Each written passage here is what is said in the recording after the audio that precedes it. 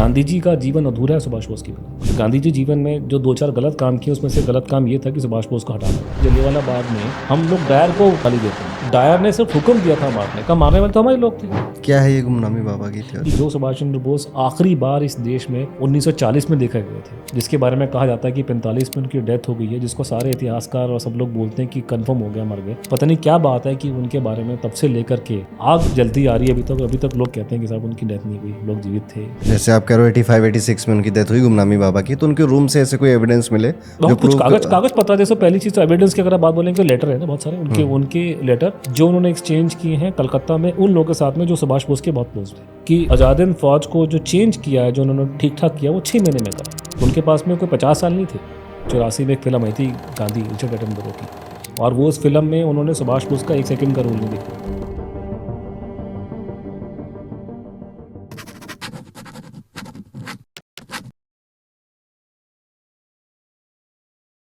राधे राधे अनुज जी, आपका दी एस्ट्रो पंडित शो में बहुत बहुत स्वागत है। अरुण जी, बहुत बहुत खुशी हुई, आपके बारे में काफ़ी सुना था और बड़ा अच्छा लगा आपको सामने देख करके। थोड़ा फोटो में देख करके, वीडियो में लगा आपकी उम्र थोड़ी ज़्यादा लग थी मेरे को। अभी मैं देखा आप तो बहुत यंग है, इतनी छोटी उम्र में इतने बड़े बड़े काम करना, और तो भगवान आपको आगे, और मतलब मैं आपसे और चीज़ों में छोटा हूँ, उम्र में बड़ा हूँ, तो इतना तो मैं आपको आशीर्वाद दे सकता हूँ कि आप आगे जाके भगवान करे कि जिस कार्य पे आप लगे हुए हैं और करें और आगे। और इस छोटी उम्र में आप इतना ज़्यादा ऐसी चीज़ों पे पढ़ रहे हैं जो लोग बुढ़ापे में नहीं पढ़ते, तो काफ़ी खुशी हुई आपसे मिलकर के मुझे। मैं आपसे आधे घंटे से बात कर रहा था अभी ऑफ द रिकॉर्ड, तो अच्छा लगा। थैंक यू सो मच अनुज जी। आपने लगभग एक ज़िंदगी दे दी है एक कॉज के लिए। हाँ, एक कॉज के लिए, और वो है दी death mystery of Subhash Chandra Bose. हाँ जी। हम जब स्कूल में थे 23 जनवरी को सुभाष जी का बर्थडे बन जाता था, कोई गेस्ट आते थे, उनके बारे में कहानियाँ सुना के चले जाते थे, और कदम कदम बढ़ाया जा, तुम मुझे खून दो मैं तुम्हें आज़ादी दूँ, ये नारा किसका, एग्जाम में क्वेश्चन आ जाता था। पर सुभाष चंद्र बोस एक ऐसी पर्सनालिटी है जिसके बारे में बहुतों को बहुत कुछ नहीं पता, और उनकी ज़िंदगी से ज़्यादा उनकी डेथ ज़्यादा इंटरेस्टिंग है। सो ये स्टोरी कहाँ से शुरू होती है सुभाष चंद्र बोस की?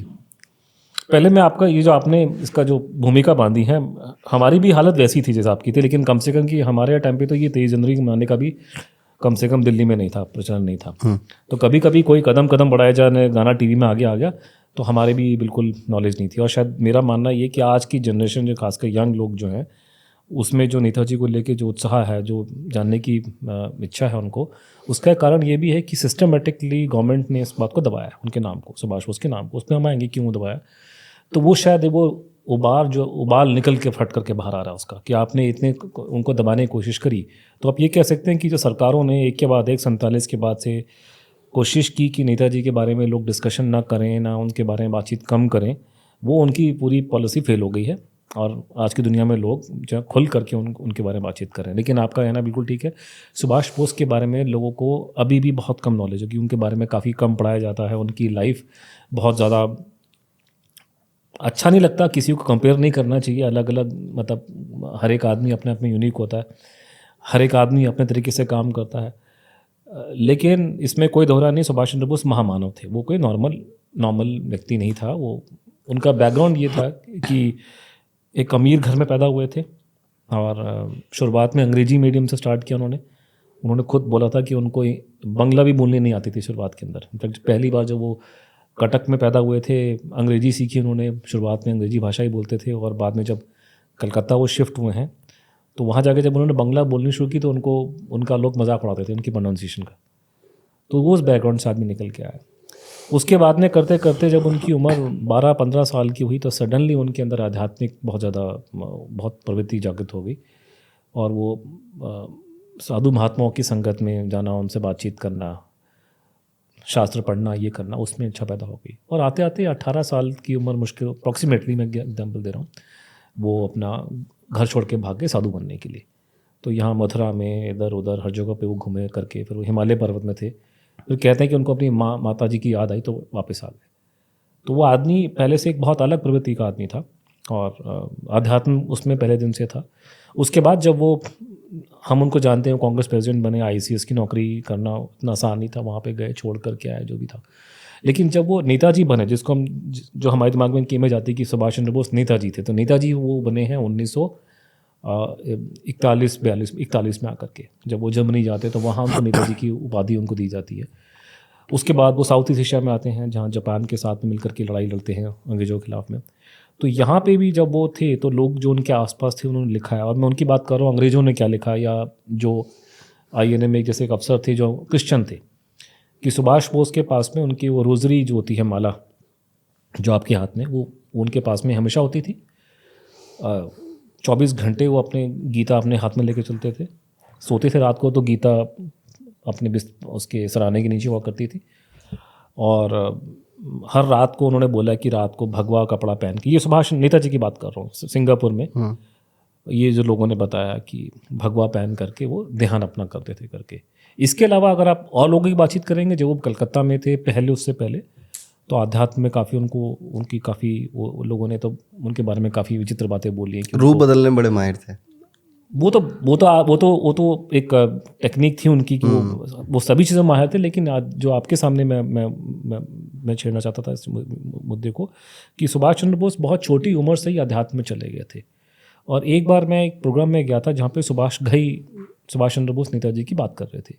सुभाष कई फिल्में बनाते हैं बहुत अच्छी, तो तजुर्बा होता है, फिल्म बनाने वाला डायरेक्टर को काफ़ी तजुर्बा ज़िंदगी का होता है, उसको मालूम होता है। तो उन्होंने एक बहुत अच्छी बात उनके बारे में कही थी कि नेताजी ने जो भी किया देश के लिए, कि यहाँ से गए, बाहर गए, विदेश में गए और सबमरीन से यहाँ आते हैं, लड़ाई लड़ी, रिसोर्सेज बिल्कुल नहीं थे, ये सिर्फ शारीरिक ताकत पे नहीं होता ये सब, इसके लिए मानसिक आध्यात्मिक ताकत की बहुत ज़रूरत है। तो ये सिर्फ मानसिक और शारीरिक नहीं है, तो कुछ ना कुछ उस आदमी में स्पिरिचुअल उसमें कुछ गिफ्टेड था। तो ये उनके बारे में जो बात मैं चाहता था आपके सामने मैं पहले उसको छेड़ूं, कि सुभाष बोस का बचपन से ही आध्यात्म की तरफ को रुझान था उनका, और वो कम से कम स्पिरिचुअल साइड से वो अलग थे काफ़ी लोगों से। गांधी जी वगैरह स्पिरिचुअल उस तरह से नहीं थे, और बाद में जाके भी हुए थे, लेकिन सुभाष बोस बहुत छोटी उम्र से स्पिरिचुअल हो गए थे। और उन्होंने जो देश के लिए काम किए हैं, देखिए बैठ करके बोलना बहुत आसान है कि ये होना चाहिए, वो होना चाहिए। कोई भारत का कोई और नेता नहीं होगा उस समय का कि वो यहाँ से जाके हिटलर से बातचीत करे, मुसोलिनी से जाकर के मिले, बातचीत करे, काम करवाए, फिर जापान के लोगों से काम कराए। भारत जिस हालत में आज के दिन में खड़ा हुआ है, हमको सपने में ख्याल नहीं हो कि 20 साल पहले हालत हमारी क्या थी। नरसिम्हा राव के पहले हम लोग किस कंडीशन में थे, लोगों को नहीं पता आज के दिन में। तो आप 1940 के भारत की बात कर रहे हैं, 40 के दशक की, तो उस समय में जाना, इतने बड़े लोगों से मिलना और बातचीत करना, तो ये बहुत मतलब सुभाष बोस अपने किसी भी आप उस ज़माने के फ्रीडम फाइटर को उठा लीजिए, उनसे बहुत आगे थे इन चीज़ों में। और शायद यही चाह में कि लोग उनको याद रखते हैं कि एक तो यंग बहुत थे उनकी, मतलब बाकी जितने लोग हैं, जैसे मैं आपको एग्जांपल देता हूँ कि जहाँ उम्र का तकाजा है कि सरदार पटेल उनसे 22 साल बड़े थे। तो हम लोग के जब हम बचपन में हम किताबें पढ़ते हैं तो हमको लगता है कि ये सारे इकट्ठे के बराबर के होंगे। गांधी जी से 30 साल छोटे थे। गांधी जी तो 30 साल के आसपास का फ़र्क है उम्र में। और उस ज़माने में जब लोगों की शादी 14 साल में होती थी उस ज़माने में, तो छोटी छोटी उम्र में लोग शादी कर लेते थे। नेताजी के पिताजी थे वो गांधी जी के बराबर की उम्र के थे, और सुभाष बोस अपने भाई बहनों में मेरे ख्याल से 6-7वां नंबर रहा होगा उनका। तो वो टाइम पे शादी जल्दी होती थी करके, तो उस ज़माने में ये फ़र्क था। पंडित जी उनसे 9 साल बड़े थे, 9 साल बहुत होता है। तो ये कि बहुत यंग थे और बहुत डायनेमिक थे और स्पिरिचुअली बहुत इंक्लाइन थे। तो और कोई उस ज़माने का फ्रीडम फाइटर उस कैटेगरी में शायद मेरे को लगता नहीं कि और उसने इतना बड़ा इम्पैक्ट छोड़ा हो देश के अंदर। अनुज जी, जितना मैंने बुक्स में पढ़ा है, आईसीएस का एग्ज़ाम शायद पहले इंडियन थे जिन्होंने क्लियर किया था। नहीं, ऐसा नहीं था, एग्ज़ाम तो पहले से होता था। उनका ये था कि उनका आईसीएस में मेरे ख्याल से जाने का इरादा भी नहीं था, तो एकदम से गए हैं। वो आईसीएस उस ज़माने बहुत मुश्किल हुआ करता था कि आपको लंदन में जा करके एग्ज़ाम देना, तो अनलेस अनटिल आप एक बहुत बड़ी फैमिली के आप जा सकते नहीं वहाँ पे। तो ये इंग्लैंड में गए और शुद्ध कुछ उनसे गलतियाँ हुई थी कि कुछ उन्होंने इंग्लिश कंपोजिशन में लिखना था, कुछ रफ़ लिख रहे थे, तो रफ़ को उतार नहीं पाए अपने आंसर शीट में। देख वहाँ उनसे ही लैप्स हो गया था। अदरवाइज़ उसके होने के बावजूद और काफ़ी कम टाइम उनको मिला स्टडी करने का, उनका पूरा ऑल इंडिया जो ऑल रैंक था जिसमें इंडियन अंग्रेज़ दोनों थे, आईसीएस में 4था रैंक आया था उनका। तो वो पहले व्यक्ति थे भारत के, क्योंकि आईसीएस की नौकरी सबसे बड़ी नौकरी मानी जाती थी। अभी भी वही आईएएस, उसका नाम आईएएस होता है, सबसे बड़ी नौकरी आईएएस की होती है देश के अंदर।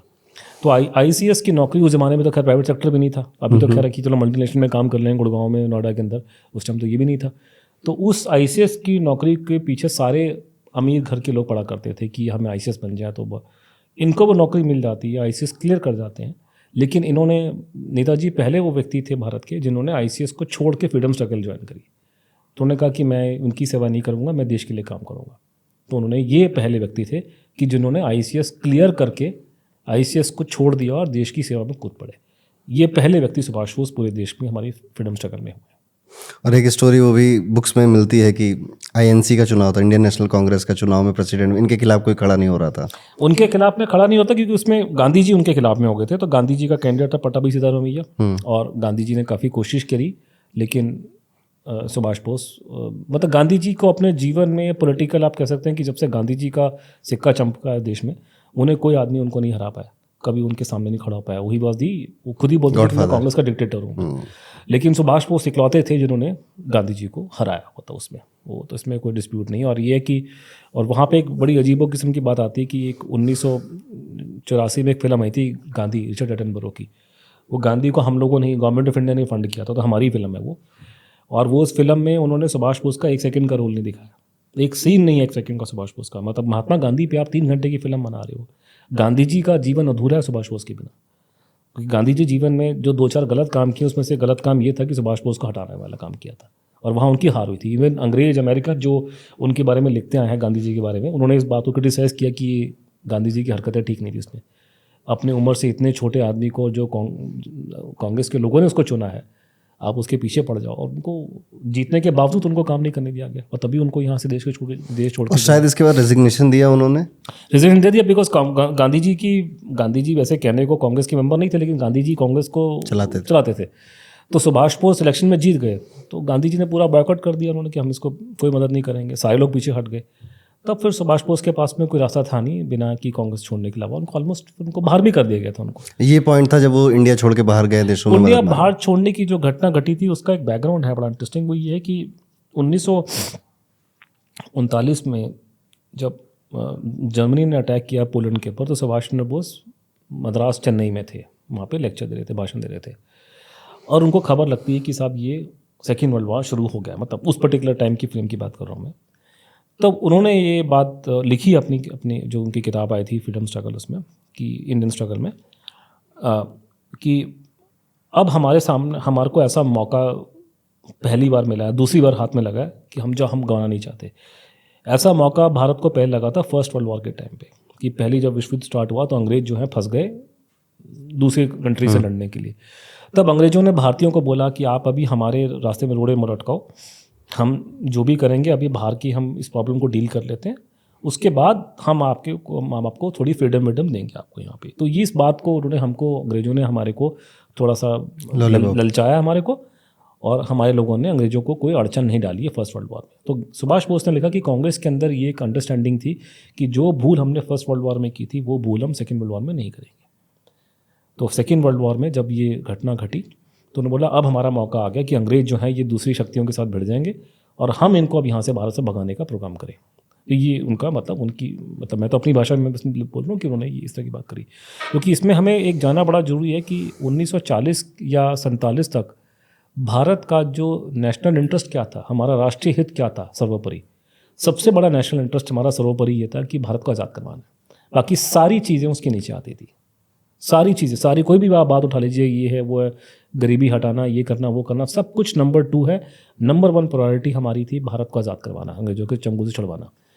तो फिर सुभाष बोस ने बोला कि जैसे ही ये सेकेंड वर्ल्ड वॉर डिक्लेयर होता है, महात्मा गांधी जाते हैं इंग्लैंड के अंग्रेज वायसराय के पास में दिल्ली में, और बोलते हैं कि संकट की घड़ी में हम आपके साथ में। तो उनको बहुत धक्का लगा कि यही तो मौका मिला हमारे को, तो अंग्रेज को भगाने की बजाय आप उनकी संकट की घड़ी में साथ हो रहे हैं। तो फिर उनको लगा कि उनको कोई रास्ता नहीं है, उनको बाहर जाना पड़ेगा। और कांग्रेस ने कोई उस टाइम पे कुछ नहीं किया, वो तो चुपचाप बैठे हुए थे। सुभाष बोस फिर यहाँ से निकले कि भारत में कुछ नहीं होगा, और वैसे भी अंग्रेज मेरे को जेल में डाल देंगे। वो जेल में उनको डाल दिया गया था। उनको लगा था कि पूरी सेकेंड वर्ल्ड वॉर में मैं जेल में बैठा रहूँगा और ये पूरी कहानी ही ख़त्म हो जाएगी, तो मुझे निकलना पड़ेगा। तो फिर वो यहाँ से निकल के जाते हैं। तो जो वो यहाँ से निकल के गए हैं वो एक अपने आप में मतलब जैसे ना महामानवों की जीवन के हर एक मतलब उनके पे आप 50 फिल्म बना सकते हैं हर चीज़ में। जैसे ये एक जो आता है कि नेताजी के जीवन का प्रकरण आता है कि वो जहाँ से भारत से कलकत्ता से भाग करके जर्मनी गए थे।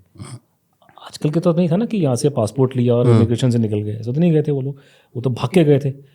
और उस ज़माने में तो रेलगाड़ी, जहाज़, ये वो गधे घोड़े पे बैठ के पता नहीं कहाँ से निकले हैं, पहाड़ों से क्रॉस करके गए यहाँ से ऊपर से, वो इतना आसान नहीं था। तो मेरा मानना है कि भारत के अंदर ये 3 हमारे ग्रेट एस्केप्स हुए हैं, पहला मैंने कहीं सुना था, मुझे पता नहीं हिस्टोरिकली कितना करेक्ट है, लेकिन कहा जाता है कि सिकंदर ने भारत पे हमला किया था तो चंद्रगुप्त मौर्य उसके पास में गए थे मदद मांगने था, वो काफ़ी यंग थे। लेकिन कुछ लोग कहते हैं, हिस्टोरिकली मुझे नहीं पता कितना करेक्ट है, लेकिन ये सुनी थी मैंने कहानी कहीं। अगर ये सुनी थी तो अगर ये सच है तो ये एक बहुत बड़ी बात है कि चंद्रगुप्त को उन्होंने बंदी बना लिया था, लेकिन चंद्रगुप्त वहाँ से भाग निकले। तो ये मेरा मानना है कि एंशिएंट इंडिया में सबसे बड़ा ये ग्रेट एस्केप हुआ था। मिडिवल पीरियड में अगर आप आएंगे तो ग्रेट एस्केप हमारा हुआ था कि जब शिवाजी महाराज को आगरा किले में औरंगजेब ने बंद किया था। वो तो बहुत चमत्कारी घटना, किस तरीके से वो टोकरे में बैठ, हमें तो रोंगटे खड़े हो जाते हैं पढ़ते हैं उसके बारे में कि टोकरे में बैठ करके, इमेजिन कीजिए औरंगजेब के टाइम पे इतना बड़ा आगरा का किला, अगर आपने देखा किसी लोगों ने जा करके, उस किले की जेल में आदमी हो या अंदर बैठा हुआ है, उसने कैसे अपने आप को निकाला वहाँ से, और निकालने के बाद वापस कहाँ महाराष्ट्र उस ज़माने में वो कैसे पहुँच गए यहाँ से।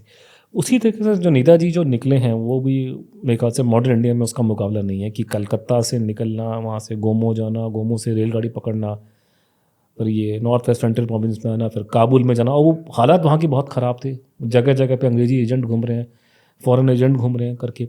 अब उसमें जो अलग अलग लोग निकले थे उसमें अलग अलग किस्म के लोगों ने उनकी मदद करी है। तो ऐसा नहीं था कि हमें पूरी कहानी पता भी नहीं कैसे गए थे। जैसे युवराज सिंह जो क्रिकेट वाले हैं, उनके ग्रैंडफादर का भी उसमें रोल था उनकी मदद करने में। मास्टर तारा सिंह का भी रोल था उनके नेताजी के भागने में थोड़ा बहुत, उनको भी कुछ काम दिया गया था उनके हिसाब से। ऐसे करते करते एक आदमी का नाम आता है भगत राम तलवार, और वो आदमी काफ़ी मशहूर था 90 के दशक तक की, वो अपने आप को फ्रीडम फाइटर बोलता था देश का। वो और उसके बड़े भाई फ्रीडम फाइटर थे नॉर्थ वेस्ट फ्रंटियर प्रोविंस, कल अभी आजकल पाकिस्तान में आता है, वो ज़माने भारत का ऐसा था। तो वहाँ पे ये भगत राम तलवार एक फ्रीडम फाइटर था, उसका बड़ा भाई भी था, कम्युनिस्ट विचारधारा का था। तो भगत राम तलवार का नाम आता है नेताजी के साथ में कि जब इसने नेताजी को काबुल से रूस के बॉर्डर तक छोड़ा है, इसने वहाँ मदद करी उनकी। तो जब तक तो वो जीवित रहा है तब तो उसको लोग कहते थे फ्रीडम फाइटर है, और वो खुद बोलता था मैंने नेताजी की मदद करी है ये, और उसके लेक्चर हुआ करते थे और अलग जगह दिल्ली में भी घूमता था वो। दिल्ली में शाहरुख खान के डैडी उसके दोस्त हुआ करते थे क्योंकि वो भी नॉर्थ वेस्ट सेंट्रल प्रोविंस के थे। जब ये भगत राम तलवार मरा है तब इसकी फाइल खुली इंग्लैंड के अंदर, तब हमें मालूम चला कि इस आदमी ने धोखा दिया सुभाष बोस को। उस टाइम तो ठीक था ये, जब तक उन्हें काबुल तक था तब तो ये ठीक था, लेकिन जब रशिया, नेताजी जर्मनी पहुंच जाते हैं और बाद में रूस की लड़ाई हो जाती है जर्मनी के साथ में, तो इस आदमी ने गद्दारी करी। और नेताजी जो खबरें वहाँ से भेज रहे थे जर्मनी से भगत राम तलवार को, इंस्ट्रक्शन था कि भगत राम तलवार उसको फॉरवर्ड करेगा इंडियन फ्रीडम फाइटर्स को, ये भगत राम तलवार अंग्रेज़ों को इन्फॉर्म करता था। और इसका जो हैंडलर, जो इंटेलिजेंस कम्युनिटी में वर्ड यूज़ करते, जिसको ये रिपोर्ट करता था, वो था पीटर फ्लेमिंग। और पीटर फ्लेमिंग जो था वो इयान फ्लेमिंग का बड़ा भाई था। इयान फ्लेमिंग ने जो कैरेक्टर बनाया है जेम्स बॉन्ड, वो उसने अपने बड़े भाई को और बाकी लोगों को देख करके बनाया। तो मैं लोगों को बताता फिरता हूँ कि नेताजी का बड़ा लिंक जेम्स बॉन्ड के साथ में है। और दूसरा लिंक जेम्स बॉन्ड के साथ एक और है, वो ये है कि जब सुभाष बोस यहाँ से निकल के भागे हैं अपने यहाँ से जब निकले भारत से, तो अंग्रेज़ों की ने हुक्म दिया अपने इंटेलिजेंस को कि इसको मार दो इस आदमी को। अंग्रेज़ों ने खुल्लम खुल्ला, अदर से मारो तब मुझे पता नहीं, लेकिन खुल्लम खुल्ला किसी फ्रीडम फाइटर को मारने का हुक्म नहीं दिया। गांधी जी को तो कभी नहीं दिया, ठीक है। किसी हमारे फ्रीडम फाइटर को अंग्रेज़ों ने नहीं हुक्म जारी किया कि इसको मार दें लोगों को, लेकिन नेताजी के लिए उन्होंने मारने का हुक्म जारी हुआ है। उनकी इंटेलिजेंस के रिकॉर्ड निकाले हैं किसी आयरिश हिस्टोरियन ने आज से 10 साल पहले कि इनको मारने का हुक्म हुआ, और रिकॉर्ड अवेलेबल है, लेकिन सुभाष बोस उनके हाथ में नहीं आया। तो मैंने कुछ साल पहले एक आर्टिकल कोई एक अंग्रेज है, सिंगापुर में रहता है, तो वो कॉलोनिस्ट है वहाँ पे, तो उसने आर्टिकल लिखा, उसने मुझसे बात करी।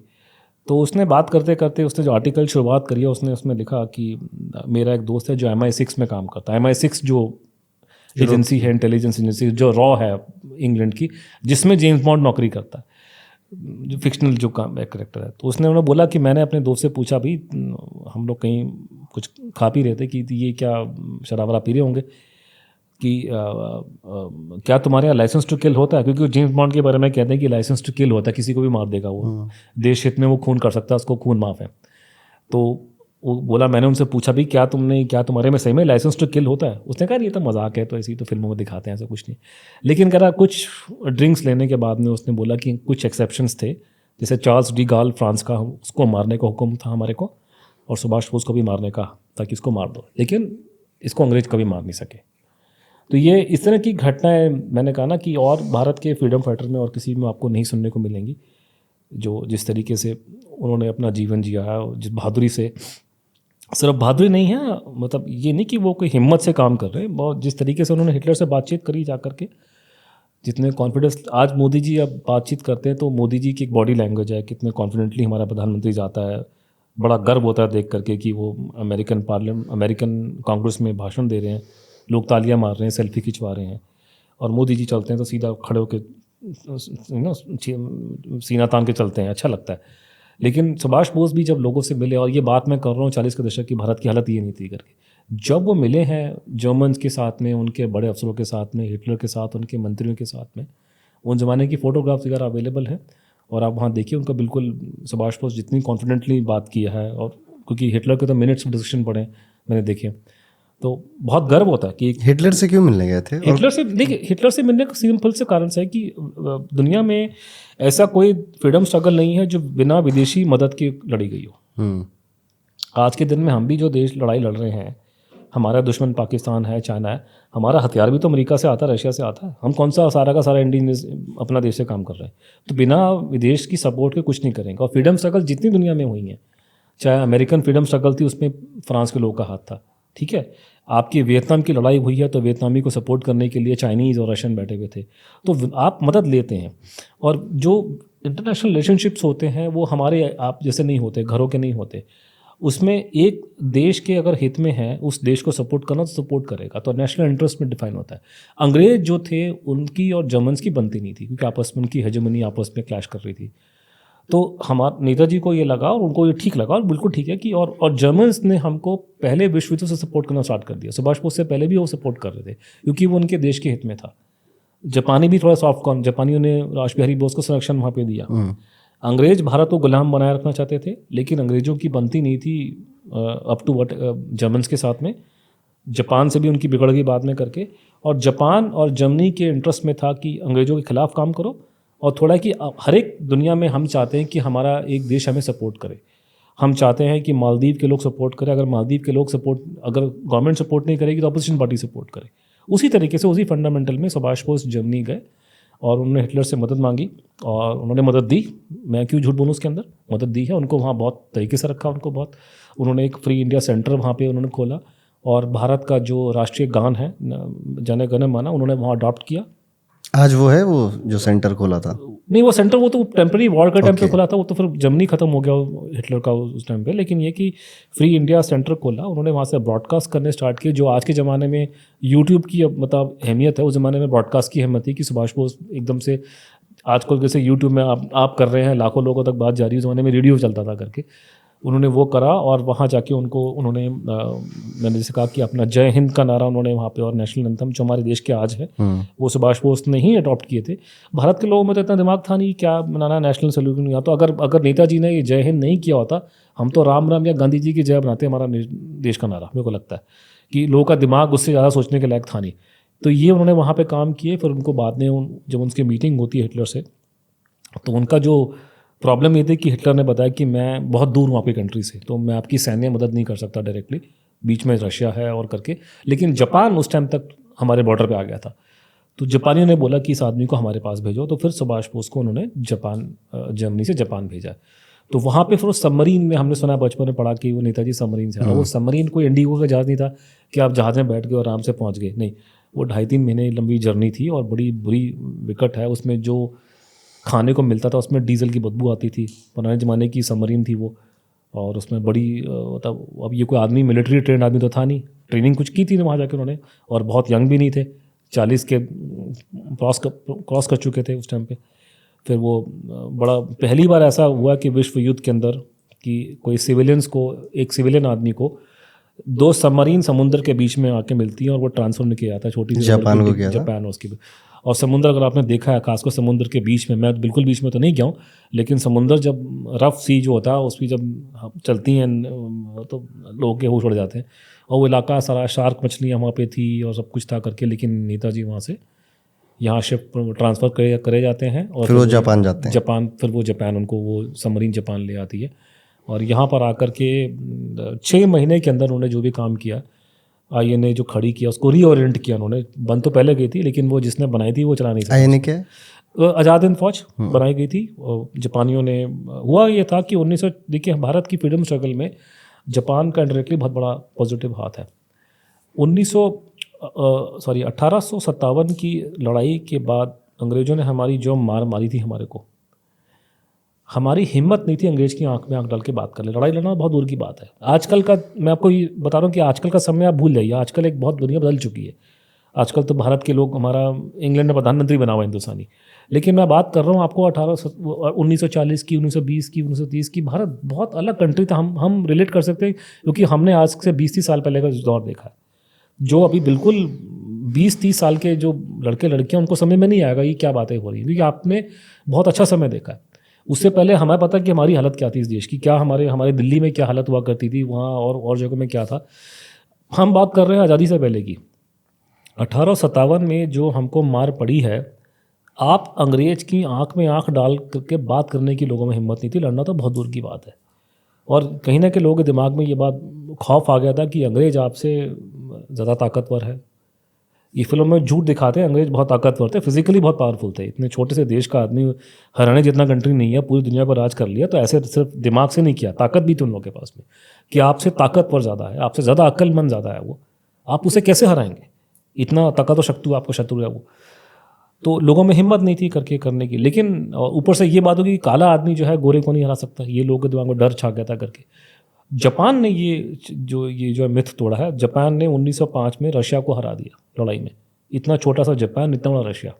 उसके बाद तो वहाँ जब जापान ने हराया 1905 में, तो लोगों में जोश आ गया कि साहब ये छोटे छोटे जापानी अगर हरा सकते हैं सफ़ेद चमड़ी वालों को, इसका मतलब कुछ ना कुछ सफ़ेद चमड़ी वालों से हम भी लड़ सकते हैं। उसके बाद आपका 1940-41 में सेकेंड वर्ल्ड वॉर जब हुआ है, तो ये यहाँ से ये अंग्रेज़ों, भारतीय फ़ौज जो थी, अंग्रेज़ों के अंडर जो थी भारतीय फ़ौज, ये लोग लड़ने गए थे जापानियों के साथ में सिंगापुर के इलाके में। तो वहाँ इन्होंने इनकी हालत ख़राब कर दी, मार के इनको इन्होंने सीधा कर दिया जापानियों ने। तब इन्होंने अंग्रेज़ वहाँ पे 90,000 भारतीयों को छोड़ के भाग गए। ज़्यादातर पंजाब रेजिमेंट के लोग थे। तो फिर उन्होंने बोला कि इन्हीं को इकट्ठा करके एक ऐसी फ़ौज बनाई जाए जो अंग्रेज़ों से लड़ाई लड़े। तो एक फ़ौज बनाई गई जिसको आज़ाद हिंद फौज का उस टाइम से नेशनल आर्मी का नाम दिया गया। लेकिन वो चल नहीं पाई। वो जनरल मोहन सिंह जो थे वो उनमें वो करिश्मा नहीं था। एक फ़ौज के जूनियर ऑफिसर थे। राश बिहारी बोस थोड़े बुजुर्ग हो चुके थे। तो वो लोग उन्होंने बनाई, उनका हिस्सा था, लेकिन वो लोग चला नहीं पाया उसको। वो डिसबैंड की नौबत आ गई थी उसमें। तब उनको लगा कि सुभाष बोस जैसे ऐसे व्यक्ति को बुलाया जिस आदमी में पर्सनालिटी हो, कुछ उसमें एक्सपीरियंस हो।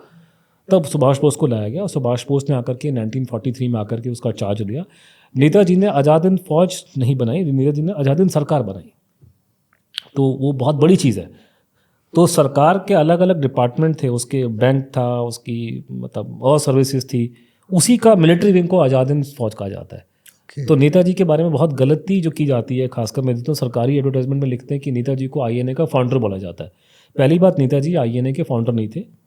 आईएनए के फाउंडर मोहन सिंह और बाकी और लोग थे, लेकिन वो सब फेल हो गए थे पहले। सुभाष बोस ने उससे बहुत बड़ी चीज़ सेटअप की थी। उन्होंने सेटअप की थी इकोसिस्टम बनाया, पूरी सरकार बनाई है। और सरकार को 5-6 कंट्री ने रिकॉग्नाइज किया है। वो आज तक हमारी हिस्ट्री में ऐसा नहीं हुआ था पहले।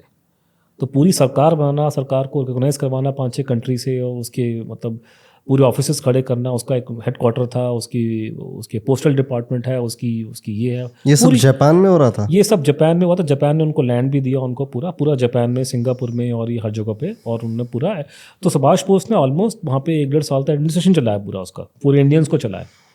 तो ये सारा काम उन्होंने वहाँ पे किया। और उसका मिलिट्री विंग को सुभाष बोस को आज़ाद हिंद फौज कहा जाता है। लेकिन नेताजी उस मायने में, सुभाष बोस देश के पहले प्रधानमंत्री थे, कि वो सरकार के प्रधानमंत्री थे वो। यही बात मोदी जी ने बोली भी है बीच में करके कि वो सरकार के, इसलिए उनको भारत का पहला प्रधानमंत्री बोलना एक तरीके से ठीक है। तो ये उन्होंने करा। और लेकिन एक और बात ध्यान में रखने वाली बात है, जैसा कि आपको मैंने बताया कि उनको आज़ाद हिंद फौज को जो चेंज किया है, जो उन्होंने ठीक ठाक किया, वो 6 महीने में करा। तो उनके पास में कोई 50 साल नहीं थे, जैसे हमारे पास में अभी भारत की सेना है। भारत की सेना 150 साल से खड़ी हुई है। तो कोई भी फौज को खड़े करने में टाइम चाहिए। दुनिया भर की शक्तियाँ लगी हैं कि अफगानिस्तान में फौज खड़ी हो जाए।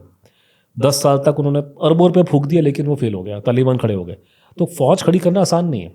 सुभाष बोस ने 6 महीने में उनको ओरिएंट किया, और वो सारे के सारे लोग वो थे जो अंग्रेजों के साथ में हुआ करते थे कभी जमाने में, लेकिन उनको उसमें देशभक्ति का उनमें वो प्रभाव डालना, ये करना वो करना, और लड़ाई अच्छी लड़ाई लड़ी गई सर्कमस्टेंसेस के हिसाब से जो भी लड़ा। लेकिन किस्मत थी कि जो लड़ाई उन्होंने लड़ी है, एक तो ये था कि नेताजी अगर थोड़ा पहले आ जाते जापान में तो लड़ाई जीत जाते, लेकिन वो उनके हाथ में नहीं था, जर्मनी के हाथ में नहीं था, उनकी अपनी प्रॉब्लम्स थी। ये 1943 में पहुँचे यहाँ पे। 43 तक आते आते लड़ाई जो है एक्सिस ब्लॉक जिसपे नेताजी थे वो हार रहा था, तो जापान लड़ाई हारने की स्टेज में आ चुका था। तो उनको मालूम था कि हम लोग लड़ाई जीतेंगे, लेकिन एक साइकोलॉजिकल वॉरफेयर और लोगों में, जैसे कि मैंने कहा कि ये जज्बा दिखाना कि हम अंग्रेज से लड़ सकते हैं, कि जिस देश के लोगों में अंग्रेज की आंख में आंख डाल के बात करने की हिम्मत नहीं है, क्योंकि एक दो जगह पे किसी अंग्रेज को मारने से आप पूरा एम्पायर नहीं ला सकते। ये सुभाष बोस का मानना था कि आपने एक आदमी को मार दिया, एक अफसर को मार दिया, उससे पूरा एम्पायर नहीं हटेगा। आपको जब तक पूरा का पूरा फौज उन पर अटैक नहीं करेगी तब तक असर नहीं पड़ेगा। तो ये उन्होंने करा, बहुत दुस्साहस था। और ये आज के ज़माने में अगर आप पूछेंगे तो अनबिलीवेबल है। 6 महीने में काम करना, फिर पूरी फौज लेके आना, उनसे भिड़ना। और किस्मत ख़राब थी, अगर ये अमेरिकन एटम बम ना फेंकते और अमेरिकन अगर जापान की हालत ख़राब नहीं करते तो शायद ये लड़ाई का कुछ और निकलता। लेकिन कि वो किस्मत की बात है कि सुभाष बोस के हाथ में सब कुछ नहीं था। उन्होंने लड़ाई बहुत अच्छी लड़ी, उन्होंने अपने हिसाब से तो सुपर ह्यूमन एफर्ट्स उन्होंने करे इस देश के लिए। और कोई, मैं उस बात को फिर रिपीट कर रहा हूँ कि वो जो उन्होंने काम किए, शायद भारत का कोई और फ्रीडम फाइटर उनके आसपास नहीं खड़ा हो सकता। उसके बाद क्या हुआ? उसके बाद में लेकिन अनफॉर्चुनेटली जो कहानी होती है कि सेकेंड वर्ल्ड वॉर जो है, साथ किसी को नहीं मालूम था, सडनली अमेरिका ने जापान पे एटम बम फेंक दी 7 और 9 अगस्त को। तो जब एटम बम गिरते हैं तो जापान ने सरेंडर की अनाउंसमेंट कर दी कि हम सरेंडर कर देंगे अमेरिकन को। तो यहाँ इनकी लॉटरी लग गई अंग्रेजों की। ये तो लड़ाई का इनको लगा था कि लंबी चलेगी, लेकिन सडनली जापान ने सरेंडर कर दिया। तो फिर अंग्रेज चाहते थे कि इनको हवाले किया जाए, उनके ऑलरेडी वो उनको ढूंढ रहे थे करके। लेकिन उसी टाइम पे वो 18 अगस्त को खबर आती कि इनकी प्लेन क्रैश में डेथ हो गई सुभाष बोस की। और जब ताइवान में आजकल जो ताइवान कहते हैं, उस ज़माने में उसका नाम फॉर्मोसा था, तो ताइवान में उनकी प्लेन क्रैश में डेथ हो गई है। तो जैसी वो खबर यहाँ पे आती है तो जो हमारा जो वॉइसरॉय था उस टाइम आर्चिबल्ड वेबल, तो वेबल ने अपने डायरी में लिखा कि ये मैं इसको नहीं मानता, ये तो, क्योंकि अगर सुभाष बोस उस टाइम पे नहीं मरते तो आने वाले 7-8 दिन में अंग्रेजों के हत्थे चढ़ने वाले थे वो। क्योंकि आपका दुश्मन जो आपको, वो वॉर क्रिमिनल थे, आपका दुश्मन जिसको आप पकड़ने की कोशिश कर रहे हैं, जो कई बार आपको झांसा देकर निकल चुका है, जैसे ही आपकी गिरफ्त में आने का टाइम हुआ वो एकदम से बोले मर गया, भाई हमें विश्वास नहीं है, इसकी इंक्वायरी करवाओ। तब उन्होंने पूरी इंक्वायरी इसकी करवाई। और वो इंक्वायरी जब होती है तो उसमें एक उन्होंने दिल्ली में एक मिलिट्री हेडक्वार्टर में एक सेक्शन बनाया, कंबाइंड सेक्शन उसका नाम था। उसके एक डब्ल्यू मैकराइट थे जो आईबी के नंबर 2 थे। उस ज़माने में आईबी सीबीआई सब एक ही थे, आईबी थी, रॉ तो थी नहीं, रॉ तो बनी है 68 में। तो आईबी ही सारे काम करती थी, foreign intelligence, local intelligence, CBI भी नहीं थी उस ज़माने में। तो ये उन्होंने फिर मैकराइट के लीड में इंक्वायरी हुई, जिसमें अलग अलग अफसरों को लिया गया जो बड़े नेताजी के एक्सपर्ट थे या उनको चेस कर रहे थे। एक उसमें फिलिप फिनी नाम का अफसर था जो बंगाल पुलिस का चीफ था, आईबी का भी अफसर था, बहुत बड़ा डिप्टी डायरेक्टर था वो। एक राय बहादुर बख्शी बद्रीनाथ जी थे पंजाब सीआईडी के, जो आईएनए वालों को चेस कर रहे थे, उनको उसमें लिया गया। ये सारी टीम ने बैठ के उनकी इंक्वायरियाँ करी, पता लगा कि डेथ में, तो जो उसका लबो लबाब निकल के आ रहा है कि उनको डाउट हुए बहुत सारे कि पूरी प्लेन क्रैश की सारी जो है, मतलब इसमें एविडेंस नहीं मिल रहा है, डायरेक्ट एविडेंस कोई था नहीं वहाँ पे, डेड बॉडी अवेलेबल नहीं है, डेड बॉडी की फोटोग्राफ अवेलेबल नहीं है। तो ये 2 कारणों से प्रूव करना बड़ा मुश्किल हो जाता है। फिर उनको इंटेलिजेंस मिलना शुरू हो गया कि सुभाष बोस रूस में हो सकते हैं, शायद यहाँ पे नहीं है, जापानियों की चाल हो सकती है। तो दे वर नॉट वेरी श्योर कि एग्जैक्टली हुआ क्या है। तो उसमें जो रिपोर्ट है उस ज़माने की जो हमारे हाथ लगी हैं, जो डिक्लासिफाई होकर के, तो वो कन्फ्यूजन आपको साफ दिखाई दे रही है उसमें। तब उन्होंने आकर के 1 साल बाद इंक्वायरी करने के बाद उन्होंने अमेरिकन से पूछा कि तुम्हारा स्टैंड क्या है इस केस में। तो जब नेताजी का जो आपने बोला ताइवान में जब प्लेन क्रैश की घटना करी जाती है, तो पहली इंक्वायरी अमेरिकन ने की थी वहाँ पर। तो इन अमेरिकन को जब पूछा गया कि भाई सुभाष बोस की डेथ का क्या है, तो उन्होंने आंसर दिया कि कोई डायरेक्ट एविडेंस नहीं है। ये कब की बात है ये बात 1946 की है, जून 1946 की, सुभाष बोस के मरने के साल, ऑलमोस्ट साल के बाद, जब अंग्रेजों ने पूछा अमेरिकन से जिन्होंने पहली इंक्वायरी नेताजी की डेथ पे की थी, तो उन्होंने साफ बोल दिया कि इस पर कोई डायरेक्ट एविडेंस नहीं है, ये सिर्फ लोग कह रहे हैं। तो ये बात को ध्यान में रखना बहुत ज़रूरी है, क्योंकि आजकल हमारे देश में ऐसा हो गया कि बहुत से इतिहासकार जो हैं और वो बड़ी बड़ी बातें करते हैं कि सुभाष बोस की प्लेन क्रैश में डेथ हो गई। कुछ लोग अपना रुतबा दिखाने के लिए बोलते हैं जी मैं तो ऑक्सफोर्ड यूनिवर्सिटी का पढ़ा हूँ, हार्वर्ड का पढ़ा हूँ। भैया हार्वर्ड का पढ़ा है, ऑक्सफोर्ड का पढ़ा है, वो तो ठीक है, लेकिन जो अमेरिकी वहाँ जाके इंक्वायरी करके आए थे उस ज़माने, वो खुद ही कह रहे हैं कि एविडेंस नहीं है, तू कहाँ से एविडेंस मेरे को बताने के लिए आ रहा है यहाँ पे। तो ये कहानी शुरुआत वहाँ से होती है। फिर उसके बाद से फिर एक मतलब एक धीरे धीरे, पहले तो भारत के लोगों को इस बात समझ में नहीं आया, लोगों ने समझा नेताजी मर गए। खबर जब छपी खबरों में कि सुभाष बोस की डेथ प्लेन क्रैश में हो गई है, तो लोगों ने रोना पीटना शुरू कर दिया यहाँ पे। किसी को समझ में नहीं आया, मतलब लोगों को क्या समझ आएगा इसके अलावा। लेकिन बाद में धीरे धीरे फिर वो एकदम से पूरे देश में एक मिस्ट्री स्टार्ट हुई कि शायद नेताजी मरे नहीं हैं, वो प्लेन क्रैश में नहीं मरे थे, वो शायद रूस में हैं करके। और ये आज़ाद, मतलब मेरे को लगता है कि मॉडर्न इंडिया में ऐसी कोई कंट्रोवर्सी नहीं होगी कि आज 80 साल हो गए, 80 साल से ज़्यादा हो गए इस कंट्रोवर्सी को। हमारे देश में लोग आज के दिन में, हम 2024 में आपसे बातचीत कर रहा हूँ, लोग मनमोहन सिंह को भूल चुके हैं। कंट्रोवर्सी बहुत के बारे में हुई, राजीव गांधी जी के बारे में लोगों ने कंट्रोवर्सी रेज करनी, गवर्नमेंट ऑफ इंडिया ने रेज करी कि उनकी डेथ में पीछे हाथ है अमेरिका का। उसके बावजूद उस पर कंट्रोवर्सी नहीं हुई, कुछ इंक्वायरी नहीं हुई, कुछ नहीं हुआ। मतलब कोई इंक्वायरी हुई, मेरा कहने का कोई भी लोगों में इंटरेस्ट नहीं है। लेकिन पता नहीं क्या कमाल की बात है कि जो सुभाष चंद्र बोस आखिरी बार इस देश में 1940 में देखे गए थे, जिसके बारे में कहा जाता है कि 45 में उनकी डेथ हो गई है, जिसको सारे इतिहासकार और सब लोग बोलते हैं कि कन्फर्म हो गया, मर गए। पता नहीं क्या बात है कि उनके बारे में तब से लेकर के 1945-46 के बाद से आज तक आग जलती आ रही है। अभी तक लोग कहते हैं कि साहब उनकी डेथ नहीं हुई, लोग जीवित थे। तो कुछ ना कुछ तो बात है ना, इतने बड़ी लोग, इतने जनरेशन के बाद, आपकी जनरेशन के लोग, और जो मैं आपसे बात कर रहा था अभी ऑफ द रिकॉर्ड की, मुझे बड़ी खुशी हुई इस बात को देख के, आजकल हो रही है। हमारे फिर भी ठीक है, हमें हल्का सा कनेक्शन है कि हमने भी सुभाष बोस को नहीं देखा, लेकिन हमने उन लोगों से बातचीत की जिन्होंने उनको देखा था। आप लोग जो अभी बिल्कुल जो 20 और 30 के दशक में अपने जीवन के उसमें बीत रहे हैं, आपका कोई कनेक्शन इसके साथ में नहीं है। और आप लोग के पैदा होने से बहुत दशकों पहले ये कहानियाँ, घटनाएं घट चुकी हैं। उसके बावजूद आज की दुनिया में यंग लड़के लड़कियाँ इतना इसमें इंटरेस्ट ले रहे हैं। जहाँ जहाँ मैं जाता हूँ लेक्चर देने, प्रेजेंटेशन देने, अभी मैं BHU में था, उससे पहले IIM बैंगलोर में था, त्रिची में था, तो जहाँ जहाँ जाते हैं बड़ी खुशी आपको बताते हो रही है कि यंग लड़के लड़कियों को से बहुत इंटरेस्ट है। और मेरे लिए कम से कम ये पॉडकास्ट वगैरह बहुत अच्छे साबित हुए हैं। आप बुला के बातचीत कर रहे हैं, आपने मुझे बताया कि आपने कभी मेरे जैसे व्यक्ति को बुलाया नहीं, आप तो धार्मिक चीज़ों ज्योतिष में करते हैं। लेकिन तो ये इसका इम्पैक्ट है, ये प्रभाव है कि लोगों तक बात जा रही है और आज की जनरेशन उसको याद कर रही है और लोग सवाल रेस कर रहे हैं। अनुज जी, मैं आपको अगर ये सवाल पहले अगर लोग रेस करते, भगवान करे कि आज ये पॉडकास्टर पहले भी होते, आज से 30 साल पहले, तो सरकार जो हरकतें कर रही है वो कर नहीं सकती थी। तो समय थोड़ा सा ये है कि थोड़ा सा ये उल्टा पड़ गया, नहीं तो। लेकिन ये अपने आप में इंडिकेशन है कि इतना बड़ा देश, इतने ज़्यादा लोग क्यों नहीं मान रहे। तो लोग बेवकूफ़ नहीं है ना, जनता को कुछ ना कुछ मालूम है। अगर इस केस में जाम नहीं होती तो लोग क्यों उस बात को डिस्कस कर रहे हैं आज तक। बिना, कहते हैं ना अंग्रेजी में कहावत भी है कि बिना अगर धुआं निकला तो आग कहीं ना कहीं होगी। तो वो है, तभी लोग बात कर रहे हैं कि लोगों को पता है डीप डाउन, लोगों ने सुना है। मैंने तो लोगों से बातचीत की है, लोगों ने मुझे बताया। जैसे फॉर एग्जाम्पल एक लड़का मुझे मिला, उसने कहा जी मेरे ग्रैंडफादर IB में थे, दादाजी IB में थे, दादाजी ने मुझे बताया कि सुभाष बोस की डेथ नहीं हुई। तो ऐसे से लोग मिलते हैं जो बताते हैं कि भी हमको फैमिली से मालूम चला है। और मुझे इतने सालों में, ऑब्वियसली आप इतने साल से मैं लगा हूँ, तो मैं तो दुनिया भर में जाता फिरता रहता हूँ। मुझे तो सब तरह के लोग, सरकार के अंदर, सरकार के बाहर के लोग, हर एक पार्टी के लोग मुझे मिलते हैं, इंटेलिजेंस के लोग मिलते हैं, सर्विंग रिटायर्ड। तो जो मैं निचोड़ दे रहा हूँ आपको कि प्लेन क्रैश में डेथ नहीं हुई, जो मैं निचोड़ देता हूँ कि वो रूस में थे, जो मैं निचोड़ दे रहा हूँ कि रूस में नहीं मरे, वो भारत में गुमनामी बाबा जो बोला जाता है वही थे, इस निचोड़ के पीछे सब चीज़ें आती हैं। कई बातें तो किताब में लिख दी, कई बातें मैं आपको बताऊंगा, लेकिन कई बातें बताने वाले नहीं होती। जैसे मैं, मान लीजिए कि मैंने अगर किसी फॉर्मर डायरेक्टर IB से बात की हो सुभाष बोस की डेथ के बारे में, और वो मुझे कुछ बताएगा, तो ये बातें मैं पॉडकास्ट में नहीं बोल सकता, मैं नाम नहीं लूँगा किसी का। तो हम भी बेवकूफ़ नहीं है ना, अगर हम लोग इतने टाइम से लगे हुए हैं, खुल्लम खुल्ला बोल रहे हैं, तो I must be sure of my ground. तो 50 कारण हैं, किताब में लिख दी हैं, लेकिन तो ये आप ठोक बजा करके मल्टीपल जगह से खबरें आ रही हैं। और ज्योतिष की भी मैं आपको बताऊंगा बातें कि ज्योतिष का भी है, इनपुट है उसमें। तो अभी इंटरेस्टिंग पॉडकास्ट शुरू होगा मुझे लगता है यहाँ से। पर जिनको नहीं पता, सर की एक बुक है कनंड्रम नाम से, एक थिक बुक है।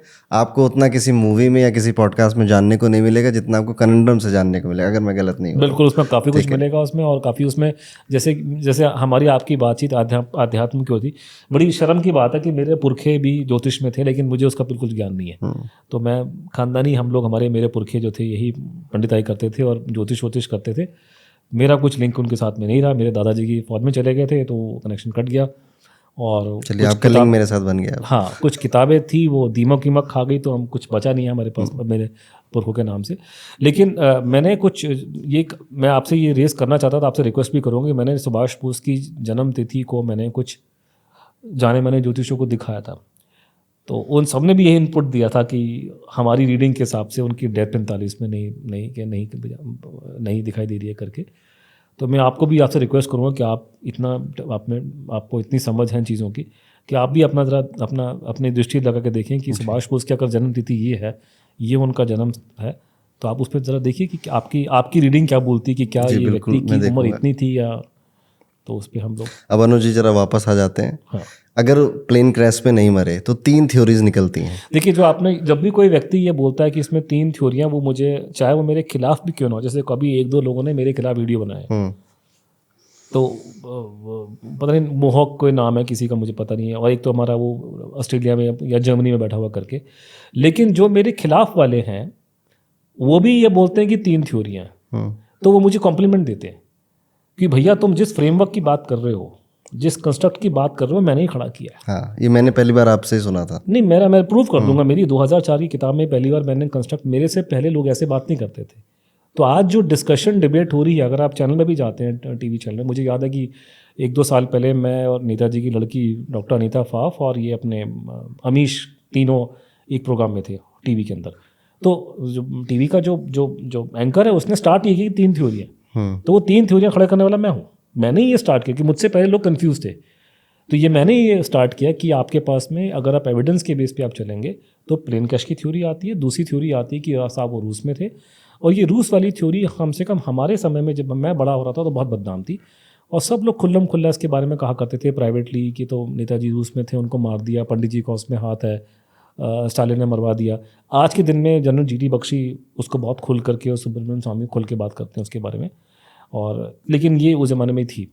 तीसरी थ्योरी जो मैंने, जिसको निकालने में, मतलब निकाला मैंने नहीं था, निकालने वाले तो अशोक टंडन जी और बाकी और पत्रकार वी अरोड़ा जी हैं, उन्होंने निकाली थी, लेकिन वो निकालने के बाद वो कहानी दब गई थी।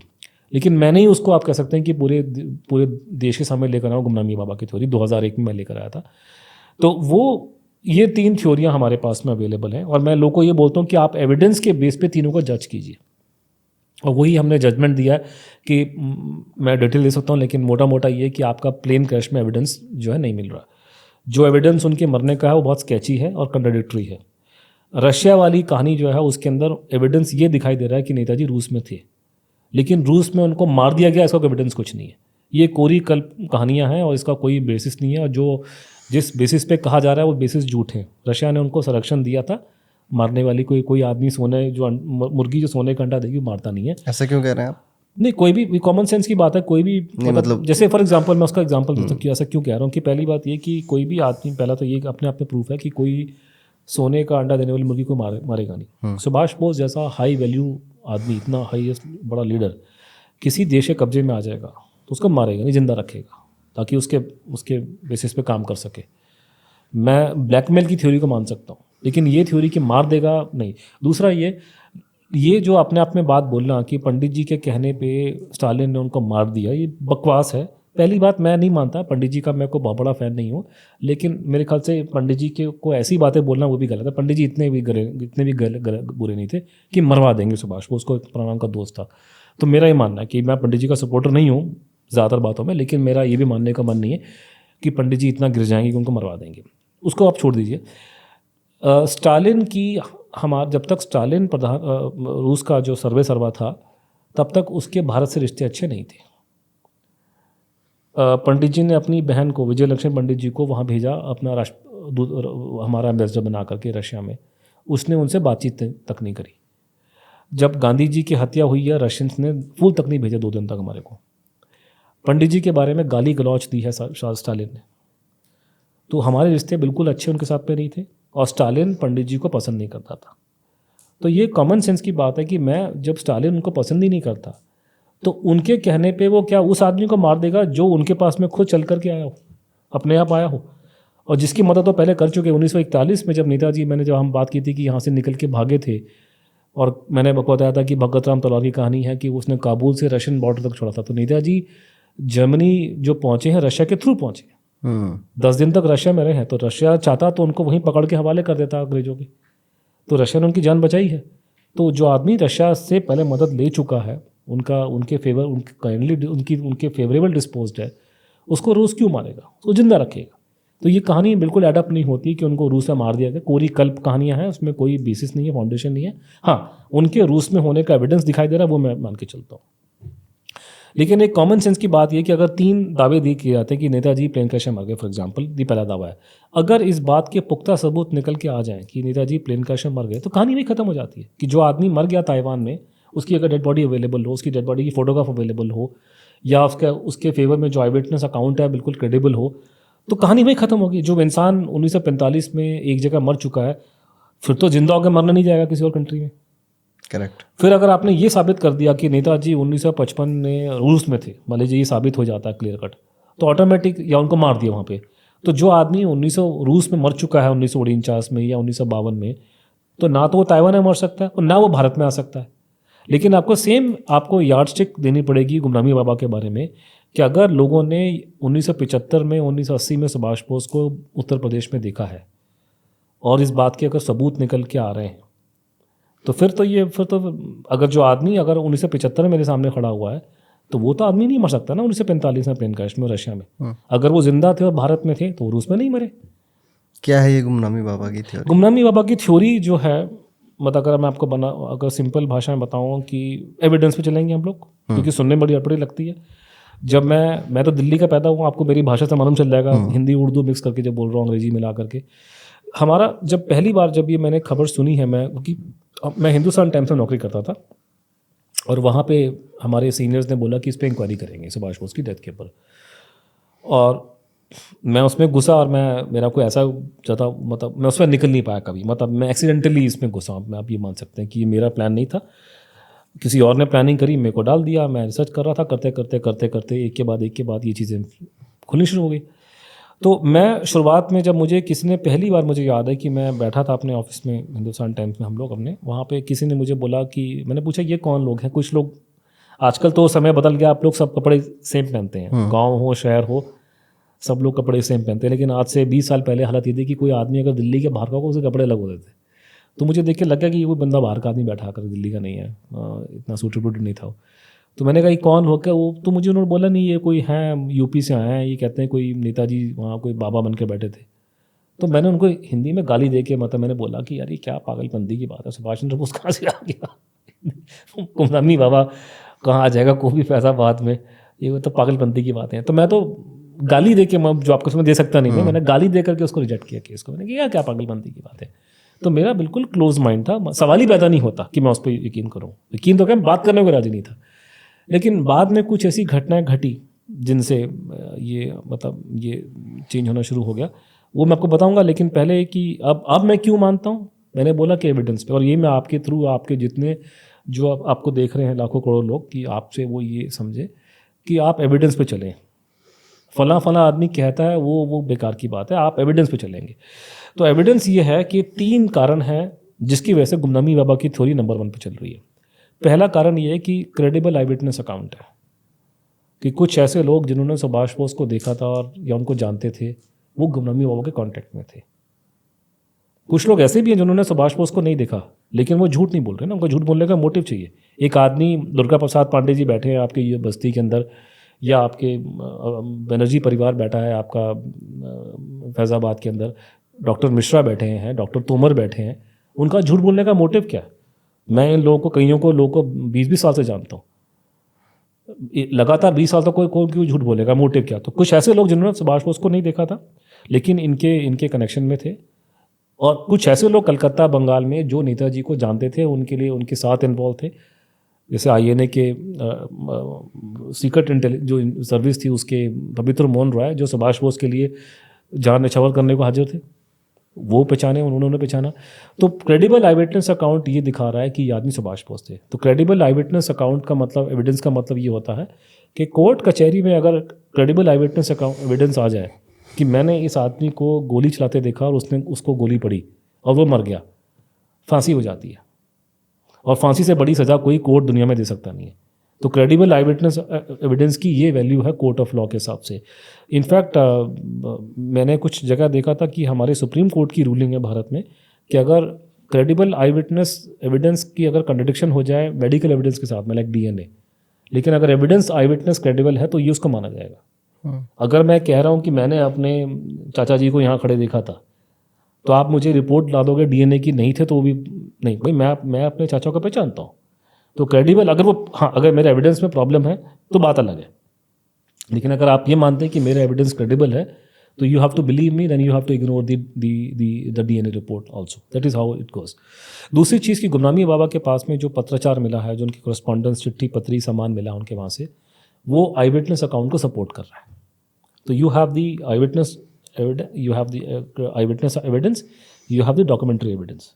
तीसरा, वहाँ गुमनामी बाबा के वहाँ से उनके कुछ दांत मिले थे और हैंडराइटिंग सैंपल मिले बहुत सारे, इंग्लिश में, बांग्ला में, संस्कृत वगैरह और भाषा, लेकिन हमने इंग्लिश और बांग्ला को उठाया, ठीक है, क्योंकि संस्कृत में नेताजी के हमारे पास में मेरे को लगता नहीं किसी को पढ़े होंगे, और हिंदी भी उनकी नहीं थी, वो नहीं होंगे, और गुमनामी बाबा की हिंदी बहुत ख़राब थी, वो सोचते अंग्रेजी में थे और लिखते हिंदी में थे, और बहुत सारे संस्कृत के शब्द, उर्दू के शब्द और बांग्ला के शब्द, वो हिंदी बड़ी अजीब सी थी उनकी।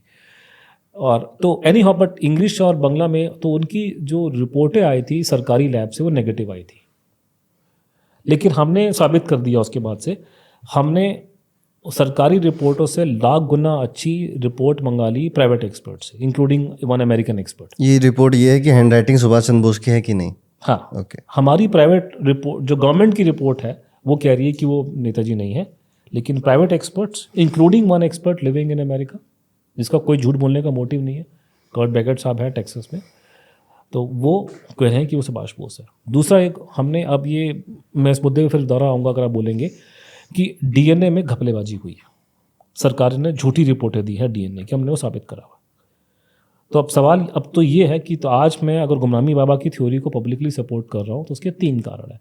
हमारे पास में आई विटनेस एविडेंस है, बताओ, और जो प्रत्यक्षदर्शी का जो एविडेंस है, हमारे पास में डॉक्यूमेंट्री एविडेंस है, चिट्ठी पत्र है, और हमारे पास में फॉरेंसिक एविडेंस है। तो ये 3 थ्योरियाँ मेरे पास अगर हैं तो फिर मैं हवा में तो बात नहीं कर सकता ना, कुछ ना कुछ तो है उस केस में। तो ये गुमनामी बाबा बनना ही क्यों चाहा सुभाष चंद्र बोस ने? हाँ, परिस्थितियाँ और समय और काल, परिस्थिति बड़ी अजीबो गरीब है ना। मैंने वो कहा ना कि हमें आज के ज़माने में लेके जाना, सेकेंड वर्ल्ड वॉर में 2 अलग अलग दुनिया 2 फाड़े बटी थी, एक एक्सिस फोर्सेस और allied forces, allied block. Allied में हम भी थे क्योंकि हम अंग्रेज़ों के साथ में थे, और अलाइड में आपके इंग्लैंड, अमेरिका, ऑस्ट्रेलिया, बेसिकली अंग्रेज़ और अंग्रेज़ के भाई बंधु, और ऊपर से अंग्रेज़ों के पिट्ठू, जिसमें से हम नंबर 1 थे ये। और एक्सिस में आते थे आपके क्या नाम है अपने, Japan, Germany, Italy, Germany and all that thing है। सुभाष बोस को लगा, और बिल्कुल ठीक लगा, कि भारत का नेशनल इंटरेस्ट, क्योंकि अलाइड जो ब्लॉक था भारत को आज़ाद करने में इंटरेस्टेड नहीं था, हमारे फेवर में नहीं था। इनफैक्ट चर्चिल जो उनका प्रधानमंत्री था उस ज़माने में इंग्लैंड का, उसने हमें गालियाँ दी है, हमारे को, खासकर हिंदुओं को गाली दी दबा करके उसने, तो और उल्टा लोग उसने हमारे दबा करके, तो वो हमारे को फ्री करने के में चुप नहीं थे। वो बड़ी बड़ी बातें कर रहे थे कि डेमोक्रेसी होनी चाहिए, हिटलर को हटाओ, ये करो, लेकिन भारत को गुलाम बना के रखा था। तो ये दोगली किस्म का एटीट्यूड था, और मुझे हिटलर से कोई इंटरेस्ट नहीं, मुझे पहले अपनी कंट्री में इंटरेस्ट है, मुझे अपने कंट्री को फ्री करवाना है। अब वो फ्री करवाने में मुझे जहाँ से मदद मिलेगी मैं लूँगा। ये सुभाष बोस का एटीट्यूड था, ये हमारा अभी भी एटीट्यूड हमारा इंडिया का। जैसे फॉर एग्जाम्पल आज के दिन में भारत में अगर आप लोगों से पूछेंगे, हम सदाम हुसैन को बुरा नहीं मानते। क्यों? क्योंकि पूरे मिडिल ईस्टर्न कंट्री में जब हमने एटम बम फाड़ा है अटल जी के टाइम पे, सदाम ने हमें सपोर्ट किया, कश्मीर पे हमें सपोर्ट करता था।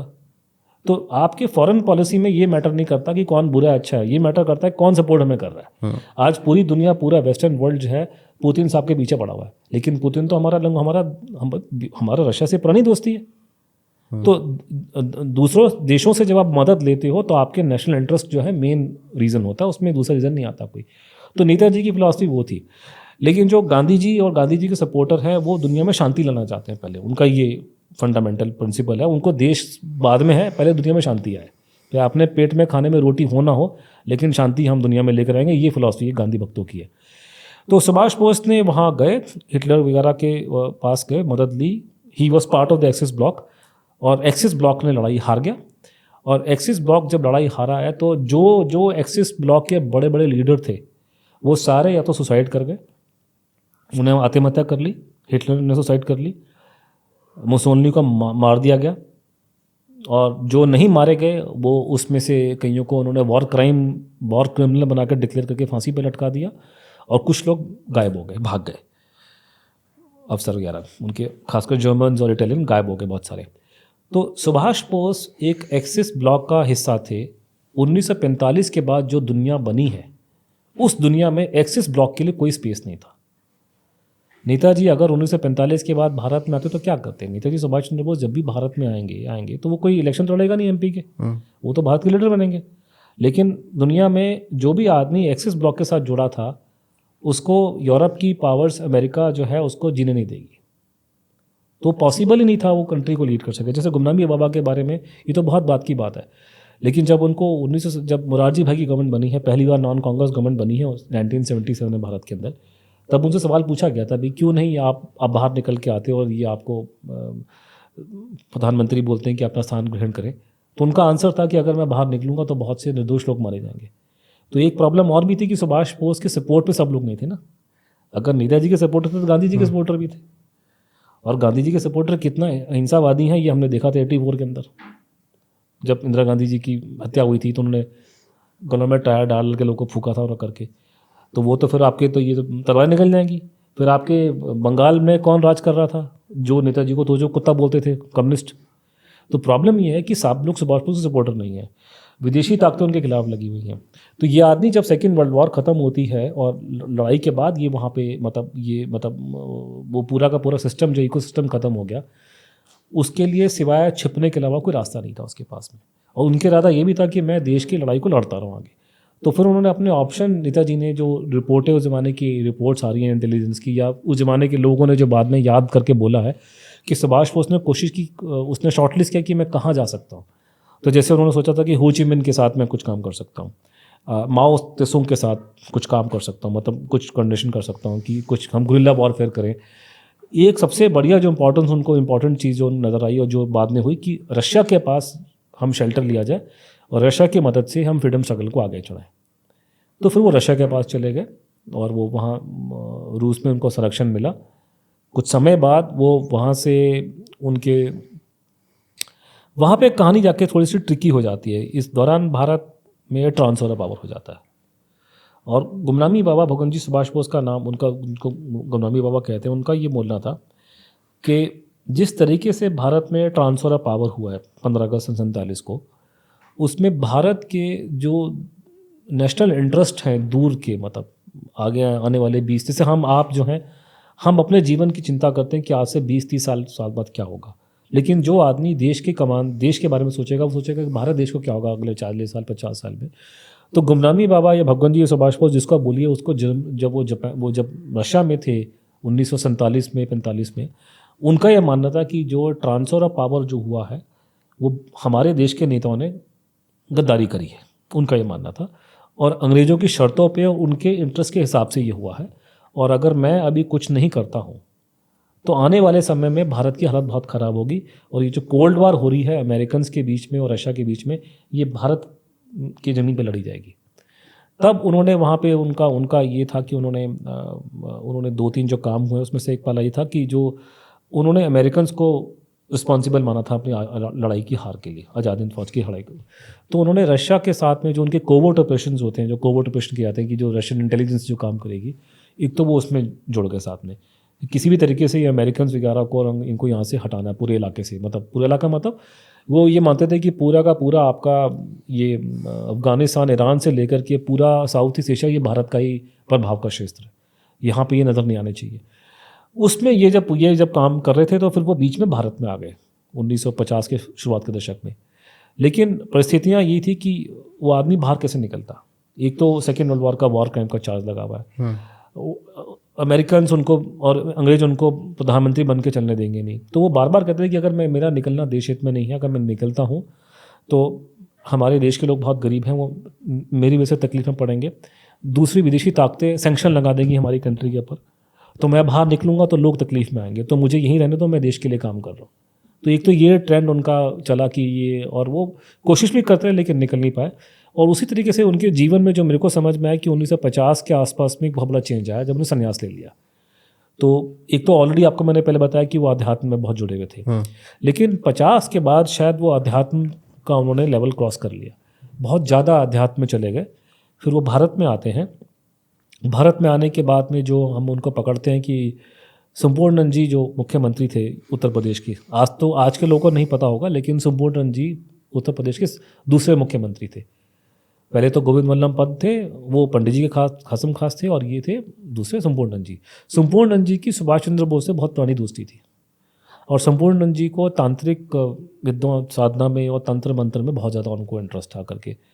तो ये जो हमें गुमनामी बाबा के जीवन के शुरुआत के जो भारत में जो 50 के दशक में जब वो यहाँ पे थे, जो उनके बारे में मिलता है इन्फॉर्मेशन, लिटरेचर मिलता है, या जो उनकी सुनी सुनाई बातें हमें सुनने को मिलती हैं, तो संपूर्णनंद जी उनके साथ में थे, और ये दोनों बैठ के तंत्र मंत्र बहुत कुछ क्या करते थे। तो गुमनामी बाबा ने एक और, मतलब जो भगवान जी थे, उनका एक जीवन देखने का नज़रिया ये भी था, वो ये बोलते थे कि मैं मात्र साधना में लगाऊं, और मैं वो आदमी नहीं हूँ जो आप मुझे पहले से जानते थे। मेरे में बहुत चेंज आ गया। मैंने जो 47 में जो घटनाएं घटी हैं, और ख़ासकर जिस तरीके से भारत का पार्टीशन हुआ, जिस तरीके से माँ बहनों के साथ यहाँ अत्याचार हुए हैं, जैसे ईस्ट पाकिस्तान में हिंदू औरतों को मारा गया, या वो देखने के बाद उनका पूरा दिल उनका बदल गया। वो बहुत नाराज़ थे इस बात को लेकर के। तो उनको भी लगा कि हमको ऐसे हम जगह फंस गए हैं कि ये निकालने के लिए, मतलब अध्यात्म के अलावा कोई रास्ता नहीं है।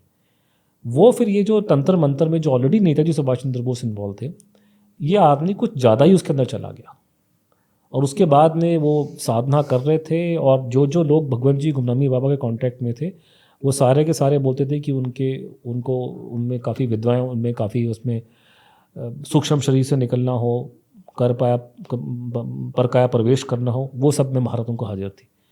तो उन्होंने बहुत सारे अजीबोगरीब मतलब दावे पेश किए उन्होंने, कि मेरा इन्वॉल्वमेंट है कोरिया की लड़ाई में, मेरा इन्वॉल्वमेंट है वियतनाम की लड़ाई में, मैंने 1962 में ये किया, मैंने 65 में ये किया। और वो ये बोलते थे कि ये सारे काम मैं कर पा रहा हूँ यहाँ से बैठे बैठे, ये आध्यात्म के बेस पे हो रहा है ये। और उन्होंने लेखा जोखा दिया कि आने वाले समय में भारत में, दुनिया में क्या होगा। मैंने आपको बता दिया कि मैं इतना विश्वास नहीं करता इन चीज़ों में, I will give you my reasons. But then कमाल की बात है कि कई बातें उन्होंने बिल्कुल ठीक बोली। उन्होंने बोला कि जर्मनी रीयूनाइट हो जाएंगे, जब दुनिया में किसी को खबर नहीं थी कि रशिया टूटे गिर जाएगा, उन्होंने ये प्रेडिक्शन दिया कि रशिया टूटे गिरेगा। तो ये रिटर्न में है, ये कई चीज़ रिटर्न में है। हाँ, लोगों ने रिकॉर्ड की थी, तो आप कह सकते हैं रिटर्न में डायरेक्टली है। तो उन्होंने ये प्रेडिक्शन किए थे, तो उसमें से काफ़ी प्रेडिक्शन ठीक निकला है। भारत के बारे में उन्होंने बोला था कि भारत का जो है राइज होना सर्टन है, भारत वर्ष ऊपर जाएगा, धीरे धीरे प्रभाव कम होगा अमेरिकन्स का, अंग्रेज़ों का प्रभाव सिर्फ अंग्रेज़ों के अपने ही उस आइलैंड में रहेगा, बाहर नहीं रह पाएगा, और भारत अपना जो एंशंट कल्चर विजडम जिसको हिंदू धर्म कहते हैं, उसके ताकत के बेस पे ही भारत आगे जाएगा। और उन्होंने बोला कि ये मेरी साधना चल रही है मेरे मातृभूमि की, और मैं इसमें कभी फेल नहीं होऊंगा। और वहाँ जितने लोगों से मिला मैं पढ़े लिखे लोग थे, अंग्रेजी बोलने वाले डॉक्टर्स, उन सब ने इस बात का मुझे बताया कि हम आपको एक्सप्लेन नहीं कर सकते वो आदमी कैसा था हमारे सामने। और जैसे एक ने मुझे बताया कि वो मुझे बोल रहे थे कि बैठे बैठे मैं आपको बता सकता हूँ अभी इसी वक्त पे कि अभी लद्दाख में टेम्परेचर कितना है। यहीं बैठे बैठे मैं आपको बता सकता हूँ कि प्रधानमंत्री के घर में भी खाने में क्या बन रहा है, कि उसमें वो आदमी में वो थी कि अलग अलग वो मतलब सूक्ष्म शरीर में वो यहाँ वहाँ पहचान सकते थे चीज़ों को लेकर के। इस तरह के दावे किए रहे थे। काफ़ी कुछ उन्होंने परकाया प्रवेश की बात कर रहे हैं, तो फिर वो आपके पिशाच अलग अलग जो हमारे जो भूत पिशाच से बातचीत करना देखना, वो तो अलग अलग बातें करते थे। जैसे बोलते थे कि जो भी हम लाइफ में देखते हैं वाइब्रेशंस है, everything you see is vibration. जब आप साधना में बैठते हैं तो योगी जो है वाइब्रेशन के आगे देख सकते हैं, तब आपको दिखाई देगा कि अलग अलग भूत पिशाच किन्नर ये अलग अलग दिखाई देंगे आपको। तो इस तरह की बहुत बातें, इनफैक्ट मैं इसको बात को लेके मेरा सोचने का तरीका ये है कि अगर मैं किसी को बोलूँ कि एक आदमी ये कह रहा है कि मैं मरे हुए लोगों से बात कर सकता हूँ, उनको देख सकता हूँ, तो डॉक्टर के पास जाएंगे, डॉक्टर तो बोलेगा कि इसको मेडिकल प्रॉब्लम है, PTSD है, ये है कुछ करके। लेकिन प्रॉब्लम जो जिस बात को लेके मुझे ठेस है कि मैं तो एक साइंटिफिक स्टैंड लिया अपनी किताब में, क्योंकि मैंने अपनी किताब में ये मेंशन किया चंद्रचूड़ मैंने कि हमें नहीं था उन पे जो भी उन्होंने इतना ख़राब जीवन झेला, उन्होंने इतनी तकलीफ झेली, हमें उनमें PTSD के उनमें हमें सिम्टम दिखाई दे रहे हैं, और ये PTSD एक बहुत बड़ा कारण था कि वो बाहर निकल नहीं सके। लेकिन अगर इसी बात को मैं घुमा दूँ, वो भी मैंने किताब में लिखा, वो ये है कि मैं तो एक स्टैंड ले रहा हूँ साइंटिफिक कि मैं भूत को नहीं मानता। अगर कोई आदमी कहता है कि मैं मरे हुए लोगों से बातचीत कर सकता हूँ, मैं भूत को देख सकता हूँ और ये है फलाना ढमकाना, मैं सूक्ष्म शरीर में जा सकता हूँ, तो डॉक्टर उसको पागल बताएंगे। लेकिन भारत के अंदर एक बहुत बड़ा दोगलापन है हम देश के लोगों का। अगर मैं आपको बोलूं कि गुमनामी बाबा कहते थे, भगवंत जी बोलते थे, सुभाष चंद्र बोस ये बोलते थे कि अब्राहम लिंकन का भूत व्हाइट हाउस में आता है, तब तो आप मुझे बोलोगे पागल है, क्योंकि भूत तो होता नहीं है साइंस में। लेकिन अगर मैं आपको बताऊं कि रोनाल्ड रेगन जो अमेरिकन राष्ट्रपति था उसने उस भूत का जिक्र किया है, अगर मैं आपको बोलूं कि विंस्टन चर्चिल ने उस भूत का जिक्र किया है, तो आपकी आंखें खुल जाएंगी कि साहब वो तो साहब लोग बोल रहे हैं, गोरी चमड़ी वाले। जब प्रतिभा देवी सिंह पाटिल हमारे देश की राष्ट्रपति जो बनी है, उन्होंने खुल्लम खुल्ला स्टेटमेंट दिया, गूगल सर्च कर लीजिए, प्रधान राष्ट्रपति बनने से पहले, कि राजस्थान में कोई महात्मा थे, वो चले गए हैं 10 साल पहले, अभी भी आते हैं, उन्होंने मुझे बताया कि मैं मेरे जीवन में बड़ा काम आने वाला है। तब आपका व्यू चेंज हो जाएगा आपका। तो ये जो दोगलापन है कि सदगुरु आज कुछ बात को अंग्रेजी में अमेरिका बोल रहे हैं, उसका आप मानना शुरू कर देते हैं। लेकिन आपको उसी तरह की बात मैं आपको दिखाऊँ 30-40 साल पहले गुमनामी बाबा कर रहे थे, क्योंकि गुमनामी बाबा का ब्रांड नेम इतना बड़ा नहीं है, तो आप उसको उसका मजाक उड़ाएंगे। तो या तो भूत होता है या भूत नहीं होता। लेकिन अगर मैं रोनाल्ड रेगन साहब का नाम लूँ तो आप डर के मारे आपकी हवा निकल जाएगी, साहब वो तो अमेरिका का राष्ट्रपति है, मेरी तो औकात क्या है। तब आप भूत को मानना शुरू कर दो। मैं आपको 4 अंग्रेजी फिल्में दिखाऊंगा, आप खुश हो जाएंगे देख करके, भैया बड़ी अच्छी फिल्म है, इंग्लिश फिल्म में भूत दिखा रहे हैं। लेकिन जब मैं आपको किसी साधु महात्मा की बात करूँगा, आप उसका मजाक उड़ाएंगे। तो ये दोगलापन जो है ना, उसमें बड़ा बड़ा मुश्किल हो जाता है। लेकिन ये कि मेरा मानना है पूरा कि ये गुमनामी बाबा का जो पूरा प्रकरण है, पूरा आध्यात्मिक इशू है, और उसमें उनके कनेक्शन में काफ़ी आध्यात्मिक लोग थे। जैसे कि एक आनंदमयी माँ का नाम होगा, आपको नहीं पता होगा, आप तो लोग जानते नहीं, दिल्ली में उनके नाम पे रोड है। अगर लोग यूट्यूब में एंट्री मारेंगे तो इंदिरा गांधी उनसे मिलने जा रही है और ज़मीन में बैठ रही सामने उनकी, जब इंदिरा गांधी अपनी ताकत के पीक पे थी। आनंदमयी माँ एक बंगाली साधु मतलब साध्वी थी और बड़ी जानी मानी थी। उनके पास में बहुत से फॉरेनर्स आया करते थे, यहीं कंखल में उनका आश्रम था। सुभाष बोस को भी जानती थी, उनका कॉन्टैक्ट गुमनामी बाबा के साथ में था। एक और व्यक्ति हैं, मैं आपको एग्जांपल देता हूँ, ये मैं आपका समय ले रहा हूँ, लेकिन एक छोटा सा आपको एग्जांपल देता हूँ कि एक आप अगर आजकल तो आप क्रॉस चेक कर सकते हैं, आप गूगल में सर्च कीजिए, जनरल सुजान सिंह उबान नाम के एक कैरेक्टर है, सरदार जी थे, जनरल थे आर्मी में, इंडियन आर्मी में मेजर जनरल थे।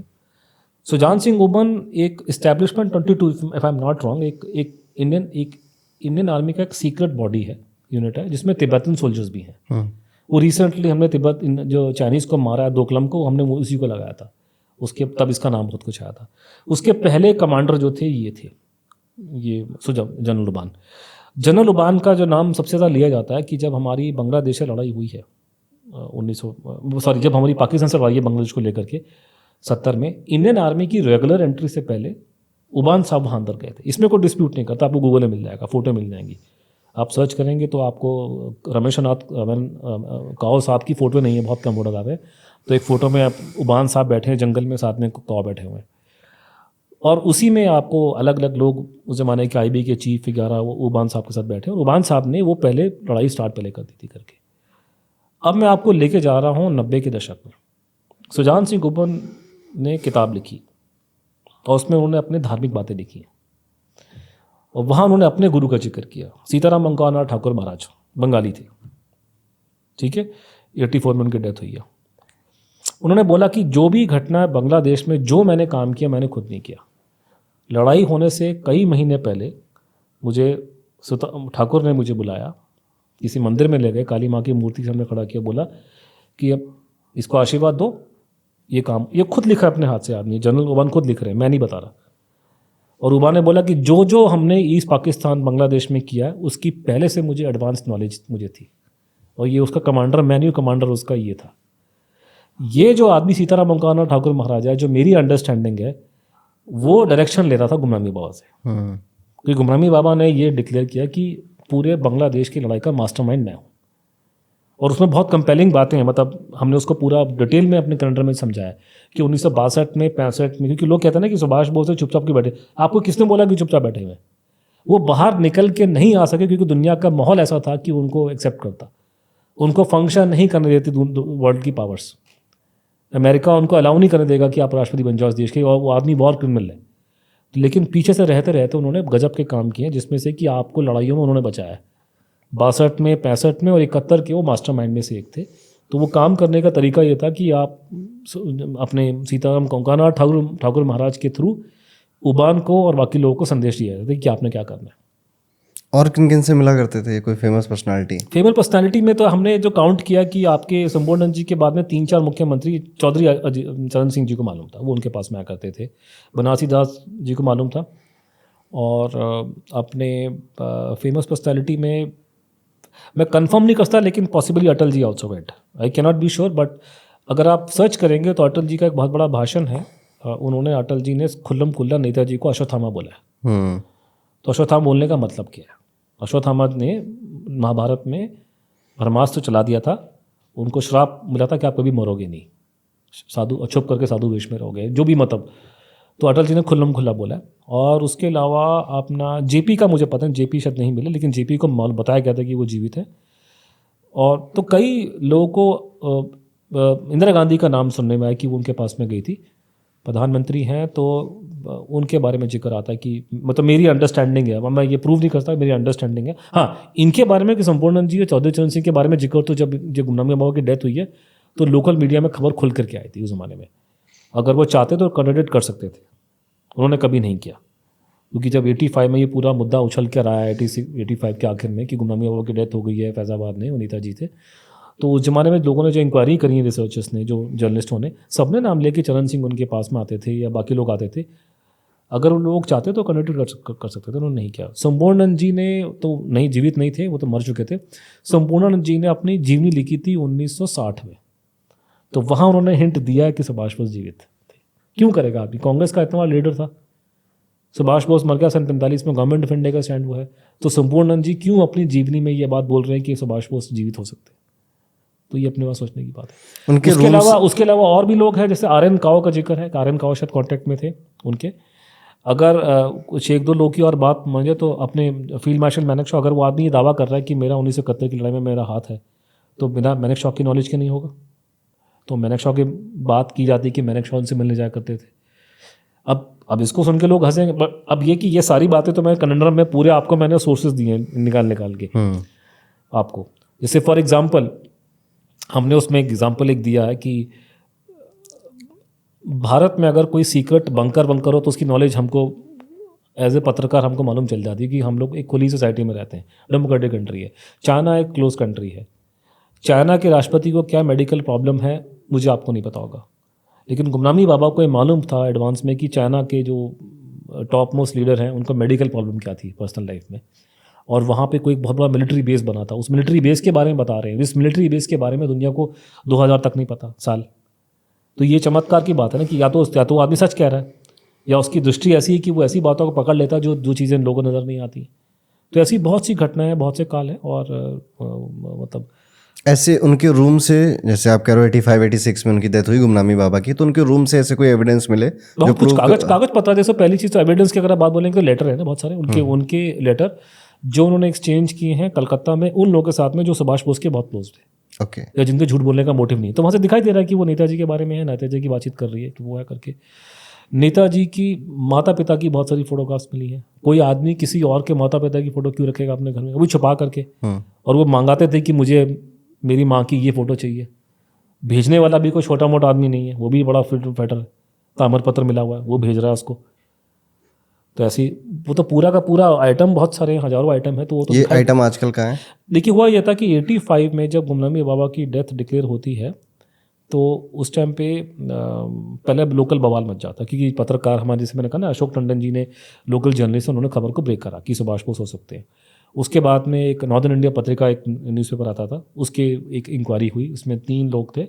उसमें से अभी अरोड़ा जी जीवित हैं, बाकी लोग सैयद कौसर हुसैन चले गए, और एक अपने निबिल निवेदन जो है उनको डेथ होगी, कुछ ने कहा मार दिया, वटेवर, मुझे पता नहीं। तो उन्होंने इंक्वायरी करके बोला कि ये सुभाष बोस दिखाई दे रहे हैं हमारे को। तो जब ये पूरा इन्फॉर्मेशन निकला और पूरा बवाल मचा उसके अंदर करके, तो नेताजी के परिवार के 2 लोग वहाँ पहुँचते हैं, एक उनका भांजा, एक उनकी भतीजी। भांजा ने कोई स्टेटमेंट नहीं दिया तो मैं उसको इग्नोर कर रहा हूँ, लेकिन भतीजी ने उनकी खुल्लम खुल्ला स्टेटमेंट दी है और उन्होंने लोगों को बोला वहाँ पे कि ये मेरे चाचा का है, ये मेरे दादा का सामान है, ये है, और उसने सामान आइडेंटिफाई किया। जैसे वहाँ एक छतरा मिला जो ललिता बोस ने बोला कि ये मेरे दादाजी का छतरा है, नेताजी के पिताजी का। तो नेताजी के पिताजी का छतरा नंदन बाबू के पास कैसे पहुँच गया? फिर कुछ लेटर कागज मिले जो नेताजी के परिवार के लोगों के हाथ की हैंडराइटिंग वहाँ दिखाई दे रही थी करके। तो जब ये बवाल मचा तो ललिता बोस जो थी वो फिर गई मुख्यमंत्री के पास, वीर बहादुर सिंह जी के पास में। तो मुझे किसी ने बताया, मुझे अब these things kind of, but Veer Bahadur Singh ने उनको ये बोला था कि ये मामला मेरे हाथ में नहीं है, आप कोर्ट में चले जाओ। तो उन्होंने जाकर के कोर्ट में केस ठोक दिया वहाँ पे इलाहाबाद हाई कोर्ट में, और इलाहाबाद हाई कोर्ट ने 1985 के आखिर में ही हुक्म दिया कि ये सारा सामान को सील कर दिया जाए और उसकी इन्वेंट्री बनाया जाए। तो उस तरीके से ये सामान जो है बच गया, और उसके बाद में सरकार ने को सांप सूंघ गया। सामान तो उन्होंने सील कर दिया, सारा सील कर डाल दिया उन्होंने उसमें, क्या नाम है, अपनी ट्रेजरी के अंदर। उसके बाद में ये मुद्दा जाकर के 2013 में कोर्ट का ऑर्डर आया। सरकार ने कोई आंसर नहीं दिया इस पूरे की, चुपचाप जैसे किसी को सांप सूंघ जाता है ना, वैसे बैठ गए। सो 2013 में जस्टिस देवी प्रसाद सिंह और जस्टिस दीक्षित की बेंच ने ऑर्डर दिया फाइनल। उन्होंने बोला कि ये जो सामान जो हमारी जो उस पे हुआ है, आदेश पे आपने डिस्ट्रिक्ट ट्रेजरी में रखा हुआ है, इसको किसी म्यूजियम में डिस्प्ले करना चाहिए। तो कॉमन सेंस की बात है कि डिस्प्ले करने की जरूरत क्या है? अयोध्या में तो हज़ारों साधु रहते हैं। और उन्होंने पूरे कोर्ट के आदेश में उन्होंने मेरी तारीफ़ करी है कि अनुज धर ने जो भी इंक्वायरी करी है वो बहुत अच्छी करी है, और सरकार को जवाब देना चाहिए। मैं जो बात बोल रहा हूँ वो प्राइमा फेसी जो देखने में ठीक लग रही है, तो उन्होंने मेरी तारीफ़ करी। उन्होंने फिर वो और भी चीज़ें उन्होंने जिक्र किया, डिस्कशन किया, उन्होंने एविडेंस दिखाया। उन्होंने बोला कि इस पर एविडेंस तो दिखाई दे रहा है। तो बोला कि पहले कि उनका सामान को किसी म्यूज़ियम वगैरह में डिस्प्ले किया जाए, और दूसरा इस पर प्रॉपर इंक्वायरी होनी चाहिए, पूरी टीम बना के इंक्वायरी की जाए। तो अखिलेश यादव जी की सरकार ने कोर्ट का वो आदेश मानना पड़ा कि वो सारे सामान को उन्होंने लेकर के उन्होंने डिस्प्ले करने, एक यहाँ पे एक आप अयोध्या में जाएंगे तो रामकथा संग्रहालय है वहाँ पे, जन्म स्थान के पास में ही है। और वहाँ पे उसके फर्स्ट नीचे ग्राउंड फ्लोर में जब ये ढांचा गिराया गया था तो उसके अवशेष मिले थे पुराने मंदिरों के, तो वो नीचे डिस्प्ले किया हुआ है। उसी के फर्स्ट फ्लोर में ऊपर जा करके आपको गुमनामी बाबा की पूरी प्रॉपर गैलरी अखिलेश यादव की सरकार ने बना दी कोर्ट के आदेश अनुसार में। उसके बाद में जब अखिलेश यादव ने हम जाके मिले, हम का मतलब मैं और नेताजी के परिवार के कुछ लोग, और उसमें जाकर के हमने कहा इस पर इंक्वायरी होनी चाहिए, कोर्ट ने बोला है। तो उन्होंने कमेटी तो नहीं बनाई, कि कोर्ट ने कहा था कि 5-7 पूरे एक्सपर्ट्स की टीम बननी चाहिए क्योंकि बड़ा मुद्दा बड़ा पेचीदा है। उन्होंने कमीशन ऑफ इंक्वायरी बना दी। तो एक जज साहब थे अपने उन्होंने इंक्वायरी के नाम पर नौटंकी की है उन्होंने कुछ मना कर, मतलब नौटंकी हुई, इंक्वायरी नहीं हुई। उसने इंक्वायरी रिपोर्ट दे दी कि कोई फ्रीडम फाइटर होगा, सुभाष बोस नहीं है। फिर नेताजी के साथ, नेताजी का फॉलोअर है, नेताजी नहीं है, बट बड़ा दूरदर्शी आदमी था, ये था वो था, लेकिन सुभाष बोस नहीं था और नेताजी का फॉलोअर था। नेताजी के जितने फॉलोअर सबके नाम हमको पता है। ऐसा कोई नेताजी का फॉलोअर पैदा हो गया अयोध्या में कि उसके पास नेताजी के बड़े बड़े फॉलोअर्स आते हो, हमें पता नहीं भैया कौन सा ऐसा पैदा हो गया। खैर उसको आप छोड़ दीजिए, वो तो उसका कहानी निकल गई। लेकिन जो सामान की जो आपने बात बोली कि वो सामान ऊपर पड़ा हुआ है, और जब से हमारे नए मुख्यमंत्री जी यहाँ पर आए तो पहले बीच में बोला था कि वो आके उसको म्यूज़ियम को खोलेंगे पब्लिक व्यूइंग के लिए। लेकिन पता नहीं क्या घटनाक्रम घट रहा है कि मुख्यमंत्री जी आदित्यनाथ जी वहाँ पर आते हैं लेकिन वो ऊपर नहीं जाते। तो टेक्निकली वो सारा सामान, सारी गैलरी जो है वो रामकथा संग्रहालय में बंद पड़ी है, लेकिन आप जनता उसको जाके देख सकती नहीं है। जनता नहीं देख सकती? नहीं, जनता देखेगी तो बवाल मच जाएगा कि जनता जाके देखेगी कि वहाँ दूरबीनें पड़ी हैं, वहाँ पे मैप पड़े हैं, वहाँ पे जनता को समझ में आ जाएगा कि भैया बाबा नहीं बैठा है यहाँ पे कोई। मैं आपको एग्जाम्पल देता हूँ, बाबा, आपको पता है यूपी के बाबा कैसे होते हैं। आज के ज़माने में बस्ती शहर की हालत क्या आपको पता है? बस्ती जो यूपी में, हम वहीं के हैं, मेरा फादर बस्ती के, छावनी है रही है, आप पास में ही है। आज के दिन में अगर मान लीजिए आप बस्ती, आप जानते हैं आज के कैसे, आज की बात कर रहे हैं 2024 की, मान लीजिए कि हम लोकल इंटेलिजेंस यूनिट में, मैं और आप नौकरी करते हैं, आप मेरे सीनियर हो, मैं आपका जूनियर हूँ, लोकल इंटेलिजेंस यूनिट के अंदर हमारी नौकरी लगी पुलिस के अंदर, और मैं आपको आज आप रिपोर्ट करता हूँ कि सर इस शहर में एक नया बाबा आया है बस्ती में, और ये बाबा अमेरिका वाले टाइम मैगजीन पढ़ता है हर वीक। तो आप मुझे बोलोगे इसकी इंक्वायरी करवाए, कौन सा बाबा पैदा हो गया बस्ती के अंदर टाइम मैगजीन पढ़ने वाला? मैं बात कर रहा हूँ आपको 60 के दशक की। टाइम मैगजीन आ रही है, रीडर डाइजेस्ट आ रहा है, इंसाइक्लोपीडिया ब्रिटानिका के वॉल्यूम्स मिल रहे हैं, पीजी वुडहाउस की किताबें पढ़ी जा रही हैं, चार्ल्स डिकन्स की सारी किताबें वहाँ पढ़ी जा रही हैं, विल डुरंट का हिस्ट्री ऑफ सिविलाइजेशन का पूरे वॉल्यूम्स वहाँ से मिल रहे हैं, उसके मार्जिन पे कमेंट लिख रहा है। ये कौन सा बाबा पैदा हो गया भैया? यूपी के बाबा पढ़ते हैं विल डुरंट को, चार्ल्स डिकन्स पढ़ते हैं यूपी के बाबा। जो बाबा यूपी का पढ़ता है ना चार्ल्स डिकन्स, उसके पास में बीटल्स आ जाते हैं। उसके 50 आश्रम खुलेंगे अमेरिका में, यूरोप में। जिस जिस बाबा को अंग्रेजी बोलनी आती है उसके आश्रम कहाँ पर है? अमेरिका में है। इतना पढ़ा लिखा आदमी, इतनी अच्छी अंग्रेजी बोलने वाला, वो क्यों बैठा था यूपी में चुप करके? क्यों बाहर नहीं आया? तो वो साफ देख के मालूम चल जाएगा कि भैया ये तो बना फैडी कोई, ये कोई आदमी है, ये कोई ढूंढो कौन है ये ऑर्डरी बाबा नहीं है। तो वो उसमें तो ये इस तरह की है। तो वो सामान सारा का सारा इतना, मतलब उसकी फ़ोटोएं हैं नेट पे, अगर लोग सर्च करेंगे मिल जाएगा। हमने खुद उसकी फ़ोटो बना कर डाली है। मतलब एक जैसे गोल्ड वॉच है ओमेगा की, सोने की घड़ी है। अब मुझे नहीं पता ये वही घड़ी है जो नेताजी की माँ ने उनको दी थी। नेताजी की मम्मी ने उनको घड़ी दी थी सोने की, gold watch, omega gold watch. लेकिन गुमनामी बाबा के पास भी गोल्ड वॉच मिला ओमेगा का। पर टाइपराइटर है, सामान है, लेटर्स हैं, बुक्स हैं। बुक्स ऐसी हैं जो बहुत पढ़ा लिखा, बहुत विद्वान बंदा पढ़ेगा।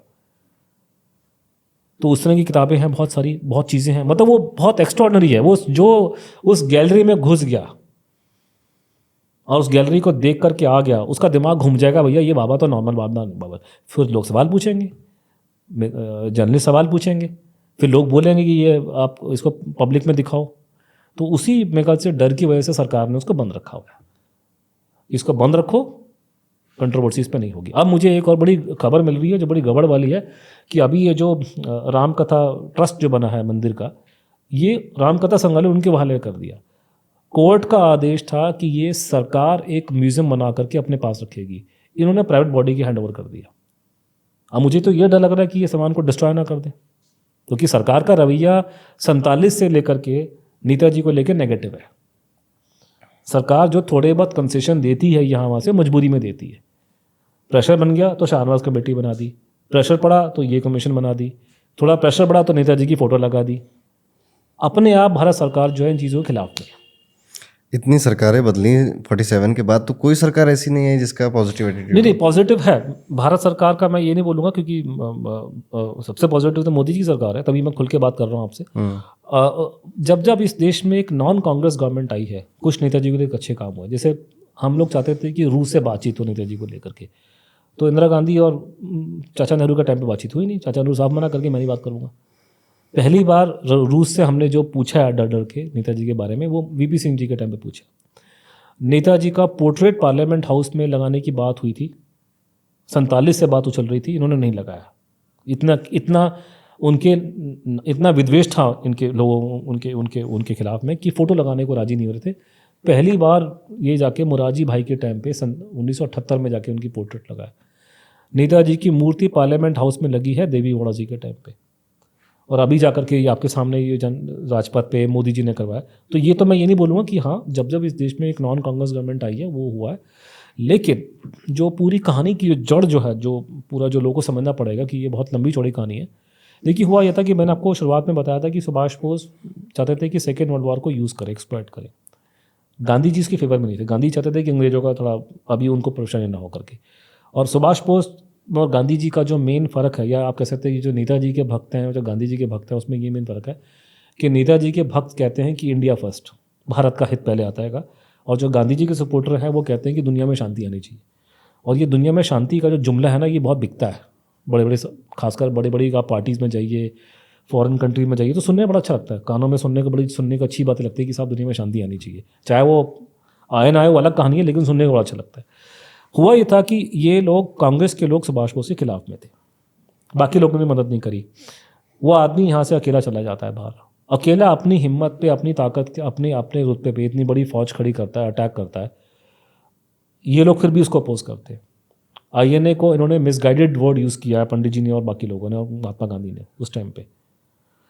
लेकिन होता यह है कि अंग्रेज इस देश पे राज कर रहे थे हमारी ही वजह से। हमारी ही फौज, उनकी फौज में तो हमारे लोग थे, उनकी पुलिस में, इंटेलिजेंस में सारे भारतीय थे। और सबसे बड़ी जो उनके अंग्रेजों के पास में जो डंडा था जिसकी वजह से वो भारत को राज करते थे, वो थी भारतीय फौज, इन्हें नामी।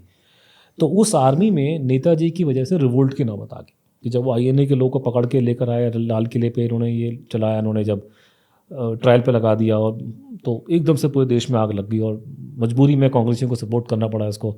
थे तो ये पूरे खिलाफ उसके, लेकिन उनको देखा पूरा देश खड़ा हो गया फेवर में, तो कांग्रेस ने गंगा जी में हाथ धो लिया कि साहब, फिर वो नारा शुरू हो गया कि लाल किले से आई आवाज़, साइकिल डंडन चालबाज इंकलाब जिंदाबाद, और जैसी इंडिपेंडेंस मिली छोड़ दिया उनको, मतलब इस पूरे केस को। तो ये पूरा माहौल बना और आज़ादी मिली आपको सुभाष बोस की वजह से। तो अंग्रेज ने जब प्लान अपना बना, अब ये पूरा डॉक्यूमेंटेड है आपके, आप पूरे अगर आप इंटेलिजेंस की फाइलें देखेंगे जो डीक्लेस में हुई हैं, आपको दिखाई देगा कि भारत आज़ाद कैसे हुआ था। क्योंकि कांग्रेस का खुद का मानना था कि सेकेंड वर्ल्ड वॉर ख़त्म होने के बाद अंग्रेजों का भारत छोड़ने का कोई इरादा नहीं था। ये बात है सितंबर 45 की, कांग्रेस का रिटर्न में है कि उनको मालूम था कि अंग्रेज छोड़ के नहीं जा रहे हैं। After 2 months INA trial start होते हैं और आते आते आपके 46 के शुरुआत में अंग्रेज मन बना लेते हैं देश को छोड़ने का। तो हमने ये पूरा पीरियड चेक करा है, उस ज़माने में जितने बड़े बड़े अंग्रेज के अफसर थे या प्रधानमंत्री थे, और कहीं किसी ने अहिंसा का नाम नहीं लिया उसमें। वो सिर्फ एक ही बात लिख रहे हैं कि भारत की फ़ौज के अंदर प्रॉब्लम खड़ी हो गई है। फिर वो लोग गए, जब वो यहाँ से गए, जो लोगों ने देश पे 200 साल राज किया, वो चाहते थे कि उनका भी इंटरेस्ट यहाँ मेंटेन रहे। उनको चिंता थी कल को फ्यूचर में 3rd वर्ल्ड वॉर हो जाएगी, रशिया वाले कुछ कर देंगे, तो उनको वो लोग पावर में चाहिए थे जो जिनसे उनकी दुश्मनी ना हो।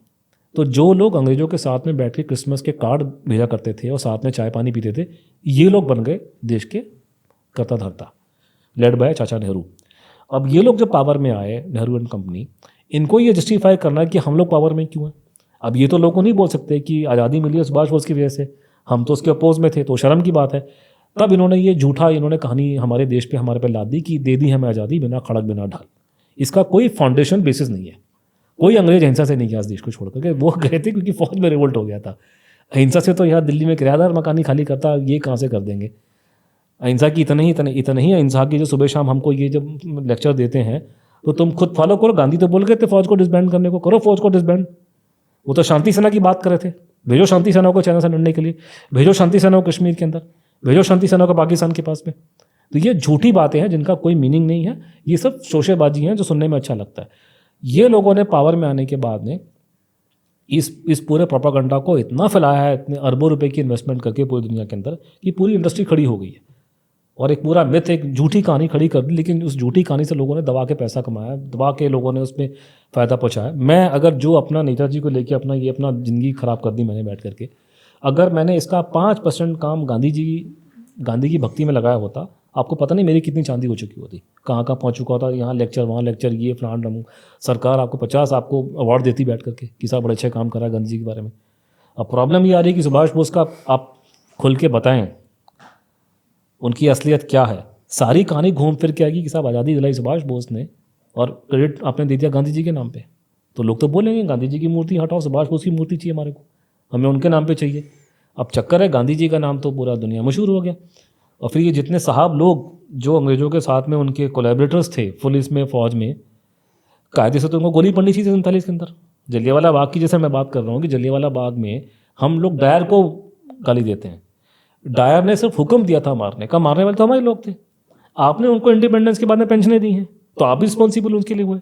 जिन पुलिस वालों ने टॉर्चर किए इंडियन सोल्जर्स को, सारे के सारे पुलिस वाले इंडिपेंडेंस के बाद में साहब बन गए। जितने फौजी अंग्रेजों का अंपायर बचाने के लड़ा करते थे अंग्रेजों के फेवर में, वो सारे साहब बने। फिर उन्हीं के बच्चे आर्मी चीफ बन रहे हैं, उन्हीं के बच्चे फॉरेन सेक्रेटरी बन रहे हैं। तो ये पूरा इकोसिस्टम जो था, इसके दिमाग में 2 ही चीज़ें थी। एक तो अपने साहब का वफादारी निभाओ, ठीक है, और दूसरा है कि मुझे अपने बच्चे को सेट करना है विलायत के अंदर, और सबके बच्चे विलायत में सेट हो गए ज़माने के जितने लोग थे। तो ये जो पूरा गांधीयन नैरेटिव था कि दे दी हमें आज़ादी बिना खड़क बिना ढाल, इसके 2 फायदे थे। एक तो इसमें अंग्रेज की इमेज बड़ी अच्छी हो जाती थी कि अंग्रेज बड़े अच्छे लोग थे, चुपचाप चले गए गांधी जी कहने पे यहाँ पे।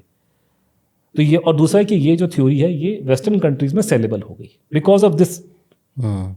जब ये हम दावा करते हैं कि गांधी जी के, जैसे मैं आपको बता रहा हूँ फिल्म जो एटनबरो की है, गांधी आप फिल्म देखी हो, उस फिल्म को देखने के बाद 3 घंटे बाद में आपको 2 बेसिक निष्कर्ष निकलेंगे। पहला निष्कर्ष ये कि गांधी जी बहुत बड़े सुपर ह्यूमन बीइंग थे। मैं उसको डिस्प्यूट नहीं कर रहा, गांधी जी की महानता अपनी जगह पे है, मैं उसको मैं नहीं कर रहा। मैं कहीं से ये नहीं बोल रहा कि गांधी जी महान नहीं थे, वो सब है अपनी जगह पे। मैं सिर्फ ये डिस्प्यूट कर रहा हूँ कि इंडिया आज़ाद उनकी वजह से नहीं हुआ था, मैं ये बात बस बोल रहा हूँ। पहला आपको इसमें जो गांधी फिल्म जो भारत सरकार ने ही फंड की थी, उसका पहला आपको निष्कर्ष निकलेगा कि गांधी जी बहुत महान व्यक्ति थे। दूसरा है कि अंग्रेजी बहुत अच्छे थे, साहब लोग बड़े अच्छे थे, बिना चले गए। वो ये नहीं बताएंगे कि हमारा लाखों लोगों को मारने के बाद में आपने उनको ऑनरेबल एग्जिट दिया, जबको आपको उनसे पैसा वसूलना चाहिए था, उनको यहाँ गोलियां पड़नी चाहिए थी, आपने ऐसा कुछ नहीं किया। दुनिया में ऐसा नहीं होता। और जितने अंग्रेजों के कोलैबोरेटर्स थे वो सारे के सारे हमारे साहब बन गए। तो ये उन सबकी अब सबके इंटरेस्ट में है इन बातों को बोलना। और क्योंकि गांधी का जो ब्रांड है पूरे यूरोप अमेरिका में बहुत चलता है, और हमारे देश की जो जो ऊपर की सोसाइटी है, जो हाई सोसाइटी के लोग हैं, वो आपको पता है सारे अंग्रेज ही हैं। वो तो सबने बच्चे को, अब आप पहले तो कह रहे इंग्लैंड था 50s तक, 60 के दशक के बाद से अमेरिका खुल गया। सबने जाना तो वहीं है अमेरिका में, यूरोप में जाना इन लोगों ने, किसी का बच्चा यहाँ रहता नहीं है। तो पूरा इकोसिस्टम जो है, कोई भी पार्टी पावर में आ जाए, अभी भी सुभाष चंद्र बोस को सेकेंड वर्ल्ड वॉर को अंग्रेजों की निगाहों से देखा जाता है। उसका मैं आपको जीता जाता एग्जाम्पल दे रहा हूँ। प्रधानमंत्री मोदी ने नेताजी की मूर्ति यहाँ लगाई है कर्तव्य पथ के ऊपर, राजपथ के ऊपर। उसके बिल्कुल साथ में हमारे देश का नेशनल वॉर मेमोरियल है। भारत के चीफ आर्मी चीफ या navy chief, air force chief serving, कोई आज तक सुभाष बोस को सल्यूट नहीं मारता। कभी वो कोहिमा में नहीं जाते, यहाँ भी कोई सल्यूट नहीं मारता। एक दो फोटो किसी ने पोस्ट की थी, मैंने देखा था, वो इसलिए कि वो कोई कर्नल साहब थे, उनके दादाजी INA में थे, तो उन्होंने जाके फ़ोटो खिंचवा ली। नहीं तो सर्विंग हमारा इंडियन आर्मी, नेवी, एयरफोर्स अभी भी अपने आप को अंग्रेजों से आइडेंटिफाई करती है। वो सल्यूट सुभाष बोस को नहीं मानते करते। वो जाकर के जो अंग्रेज और जो अंग्रेजों के पिट्ठू जिन्होंने जापान से लड़ाई लड़ी है सुभाष बोस के खिलाफ में, उनके कब्रों में जाकर सल्यूट मारते फिरते हैं भारत में, विदेश में। तो यहाँ पे इतना एंट्रेंच्ड वो है, तो ये मजाक नहीं है। सुभाष चंद्र बोस कोई मेंबर ऑफ पार्लियामेंट नहीं है। अगर सुभाष बोस की सच्चाई को बाहर निकाला गया, उस बवाल के लपेटे में राष्ट्रपति, प्रधानमंत्री आने वाले बहुत सारे, तो मजाक नहीं है इसमें। आप ये एग्जाम्पल कीजिए, मैं नाम नहीं लूँगा, कई फ्रीडम फाइटरों का लोग ना आज, क्योंकि उनके नाम पे वोट बैंक बन गया ना, तो लोग बड़ी बड़ी फेंक रहे हैं, ये है, ये बोला था, ये किया था, वो किया था। ठीक है, जब जाके हम नेशनल आर्काइव में फाइलें चेक कर रहे हैं तो इन बंधुओं का नाम तक कहीं भी ढंग से नज़र नहीं आ रहा कि कोई 1940 की फाइल है स्टेट होम डिपार्टमेंट की, उसमें 50 रिपोर्टें हैं, रिपोर्ट नंबर 48 में चौथे पन्ने में एक नाम लिखा, बस ये है उनकी औकात। अंग्रेजों के लिए वो कभी उनको इतने रिस्क नहीं था। सुभाष बोस के बारे में 990 फाइलें रिलीज़ करी हैं हमारे रक्षा मंत्रालय ने, 308 फाइलें रिलीज़ करी है, 302 आपके मिला करके प्रधानमंत्री ऑफिस, होम से मिनिस्ट्री और इसने, और 1000 फाइलें रिलीज़ करी थी मनमोहन सिंह सरकार ने।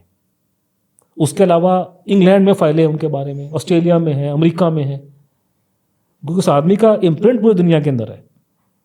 और कई लोगों का मैंने कहा नाम लेना मेरे लिए, मेरी सेहत के लिए अच्छा नहीं होगा, उनके बारे में एक कागज़ तक नहीं मिलता, क्योंकि उनका यही इम्प्रिंट है हिस्ट्री के अंदर।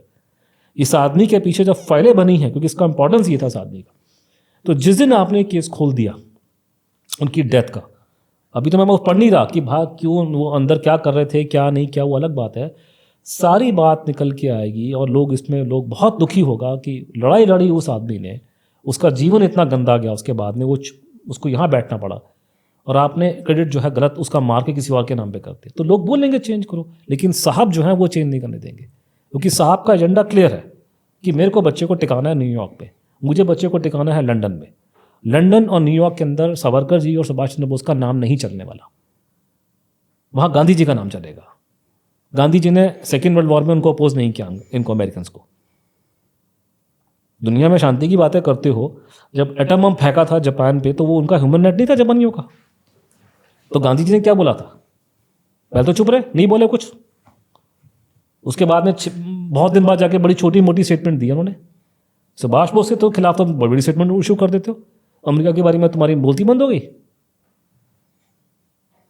गांधी जी ने बोला था ना कि एलाइड मिलिट्री जो ब्लॉक है उसके मुझे बेसिस यहाँ बनने में परेशानी नहीं है, तो आप शांति की बात करते, ये एलाइड जो मिलिट्री ब्लॉक था वो क्या शांति प्रवाज करने के लिए आए थे यहाँ पे? तो ये प्रॉब्लम आ रही है कि ये ब्रांड जो भारत सरकार का फेवरेबल ब्रांड है, ये सेलेबल है वेस्टर्न कंट्रीज़ में। हमारे देश की जो टॉप क्लास है, पार्टी वार्टी को छोड़ दीजिए आप लोग, वो सारे के सारे बाय डिफ़ॉल्ट अंग्रेज हैं, तो उनको उसी में फ़ायदा है। क्यों नेताजी का नाम लेंगे, मुझे बताइए, उन्हें क्या फ़ायदा उसके लेने का? तो ये प्रॉब्लम आ रही है अब सारा अक्रॉस द बोर्ड, सब अंग्रेज का चश्मा पहन रखा है। वही सेकेंड वर्ल्ड वॉर को देखने का नज़रिया, अगर मैं समझता हूँ, मैं बहुत ज़्यादा अमेरिका में घूमूँ, देखो कोई अमेरिकी या अंग्रेज बैठ के अगर बोले कि सेकेंड वर्ल्ड वॉर में हिटलर ने यहूदियों को मारा, मैं बिल्कुल समझता हूँ, मैं ह्यूमन बीइंग हूँ, मैं तो किसी चूहे तक को नहीं मारता, बिल्कुल ठीक बोले, जल्लाद था, ख़राब था, सब कुछ ठीक था, बट भैया मेरे, जब मैं भारत में बैठा हूँ तो मैं दुनिया को भारत की निगाह से देखूंगा। तुम्हारे लिए पुतिन साहब बुरे होंगे, मेरे लिए बुरे नहीं है। हिटलर तुम्हारे लिए खराब होगा, हमारी तो मदद की थी उसने। तोजो ने हमारी मदद करी है, हम क्यों गाली दे तोजो को? तुम तो गाली। तो ये अब ये कि ये जितने साहब अंग्रेज हैं हमारे देश के, ये सारी बातें, जो हिटलर बड़ा खराब था, तोजो बड़ा, भाई तुम अमेरिकन हो क्या? तुम लोग क्या? हमारे पास सिंपल यार्डस्टिक है। क्या अमेरिका ने हमारी फ्रीडम स्ट्रगल में मदद की थी? आंसर है नो। कोशिश की गई थी लेकिन उन्होंने मना कर दिया चर्चिल ने। तो मैं चिंता करूंगा तोजो की। तोजो ने मेरी मदद करी है फ्रीडम स्ट्रगल के अंदर। फिर आप उन पे झूठे आरोप लगाते हो।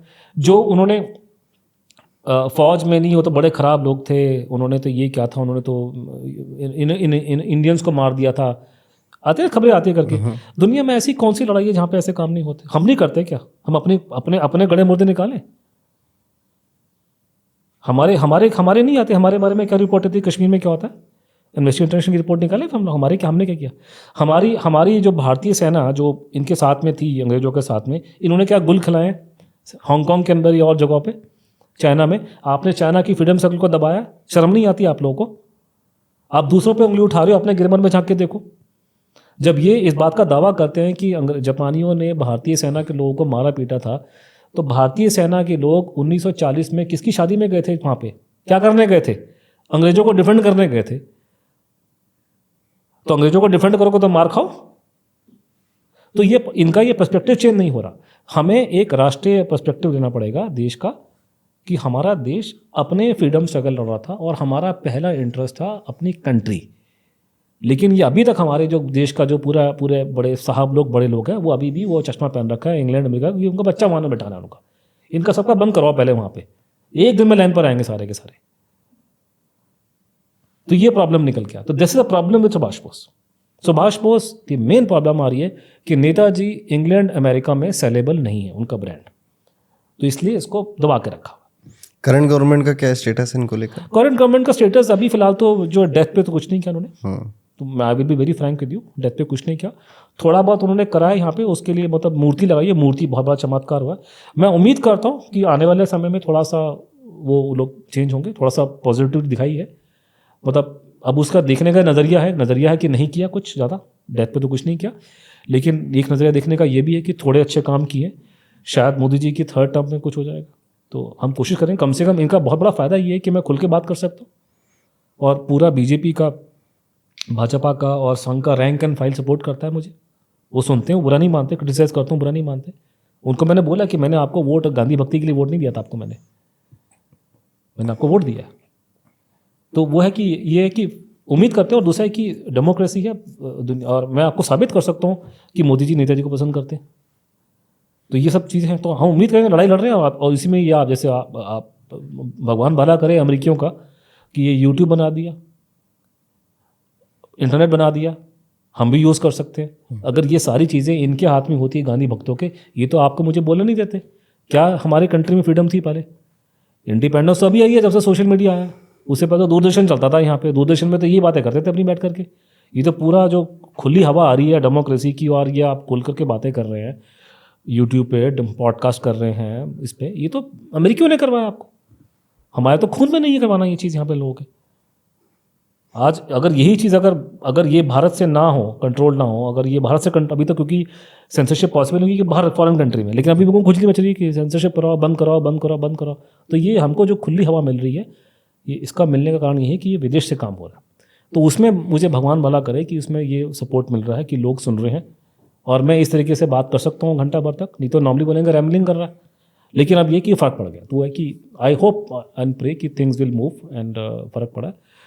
क्या कुछ ऐसी फाइल्स हैं या आर्काइव है जो अभी भी आप देखना चाहते हैं? नहीं, मेरा मानना है 2-3 चीज़ें कि भारत सरकार को मालूम है कि गुमनामी बाबा सुभाष बोस थे। भारत सरकार के पास में कागज़ होना, कागज़ क्या, भारत सरकार अगर चाहे तो चीज़ों को छुपाना कोई बड़ी बात नहीं। दिल्ली में रॉ के कितने ऑफिस हैं आपको पता है? कई हैं, मैंने सुना है। मैं सिर्फ हेडक्वार्टर की बात नहीं कर रहा, लेकिन बाकी जगह भी हैं, सुना है। एक बिल्डिंग वहाँ पर, लेकिन वो सीक्रेट है, किसी को नहीं पता। तो उसका मतलब ऑफिस नहीं है क्या? वो है ना। तो अगर एक सरकार पूरे ऑफिस को छुपा सकती है, इंग्लैंड में जो दुनिया का डेमोक्रेटिक, हमें डेमोक्रेसी अंग्रेजों ने सिखाई है बाय द वे, लाग यहाँ डींगे हाँक लें, लेकिन रियलिटी तो ये है कि डेमोक्रेसी तो अंग्रेज लेकर आए थे यहाँ पे। हमने कौन सा मैग्ना कार्टा हमारे शाहजहां ने लिखा था। MI6 जो है, जो इंटेलिजेंस है जिसमें जेम्स बॉन्ड काम करता है, जेम्स बॉन्ड की फिल्म बन रही है 1962 से। MI6 एग्जिस्ट करता है ये उन्होंने एडमिट किया कोई 80-90 साल बनने के बाद। हमने नाम की कोई चिड़िया होती है ये एडमिट ही नहीं किया बनने के 8-10 साल तक।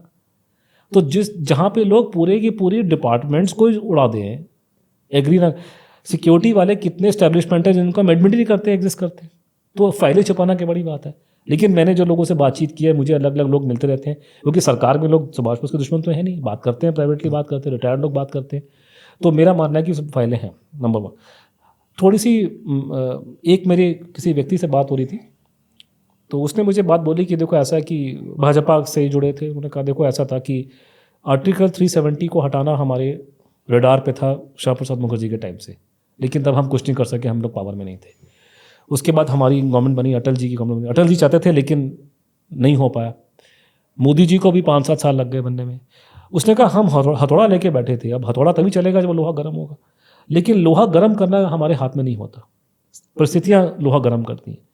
तो आर्टिकल 370 हटने का कारण ये था कि कुछ ऐसे हालात बदले विदेशों में कि सरकार को ये डर था पहले, जो मेरी अंडरस्टैंडिंग है, जो मुझे बताया गया, कि हमको डर था कि अगर हम आर्टिकल 370 हटाते हैं तो पाकिस्तान और दूसरी कंट्री उसको लेकर के ऐसा प्रोपेगेंडा करेंगी कि हम कई मुसलमान देश हमारे खिलाफ हो जाएंगे।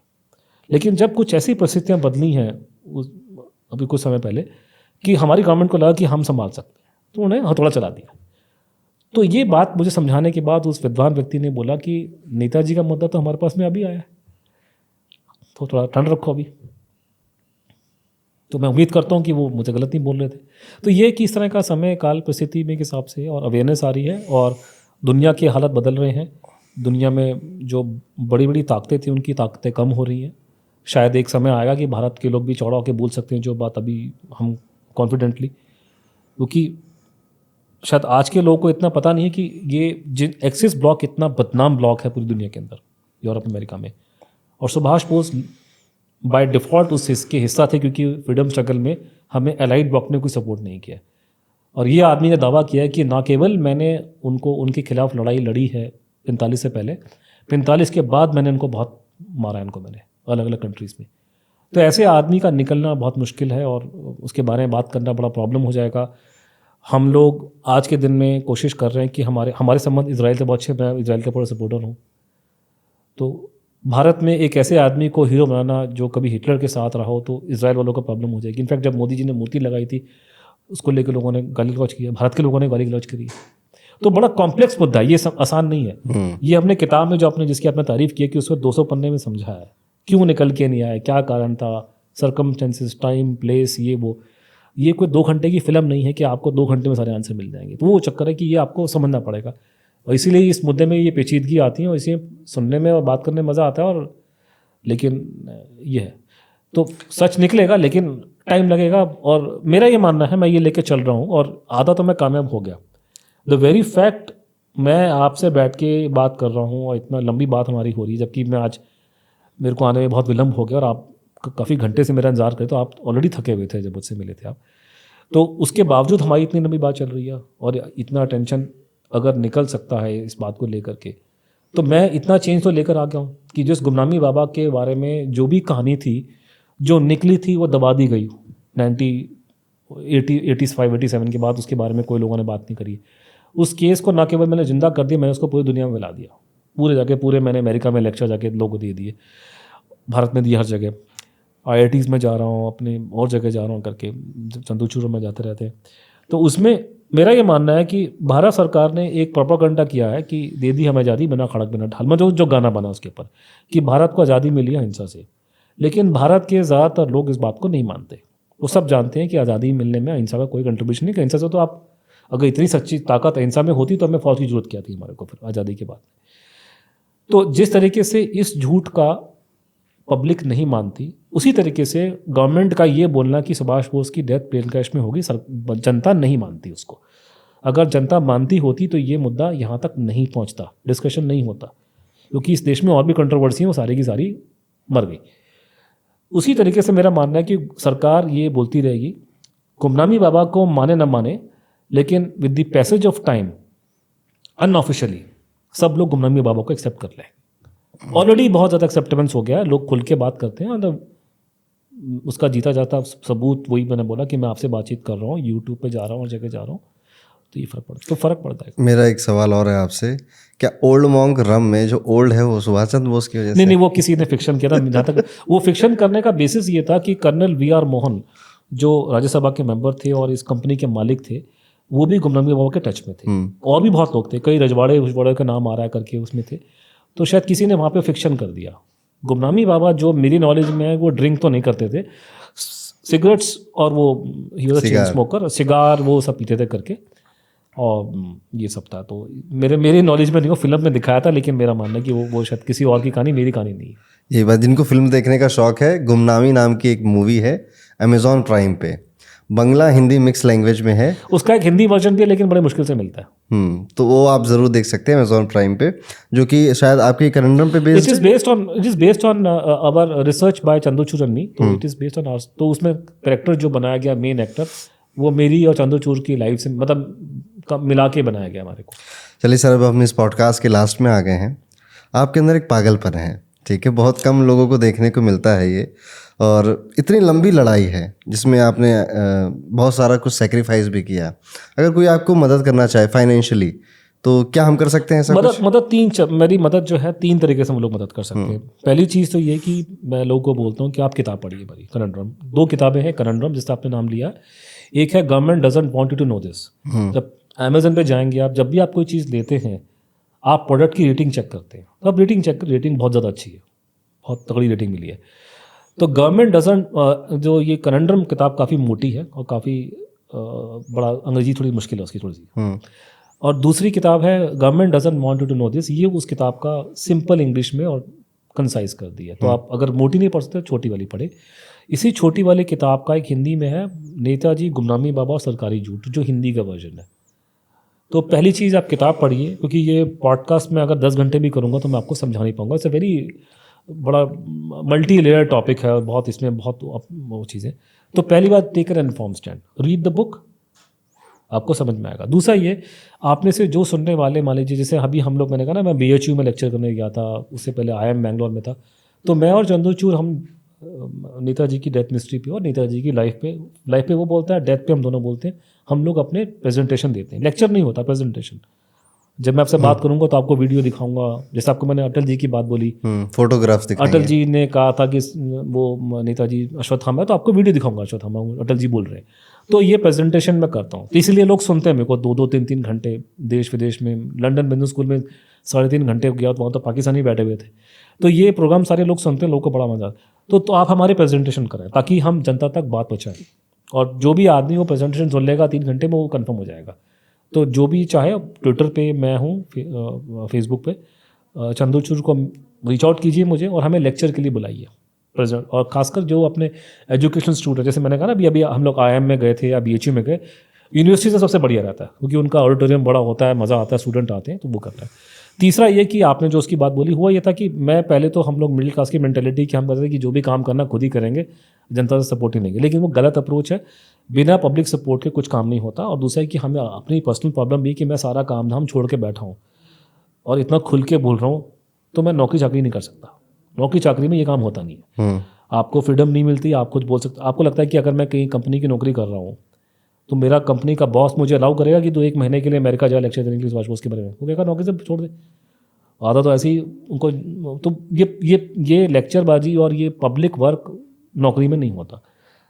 भगवान ने अगर थोड़ा सा दिमाग दिया होता पैसे बनाने का, तो वो भी नहीं दिया। खानदानी प्रॉपर्टी है नहीं।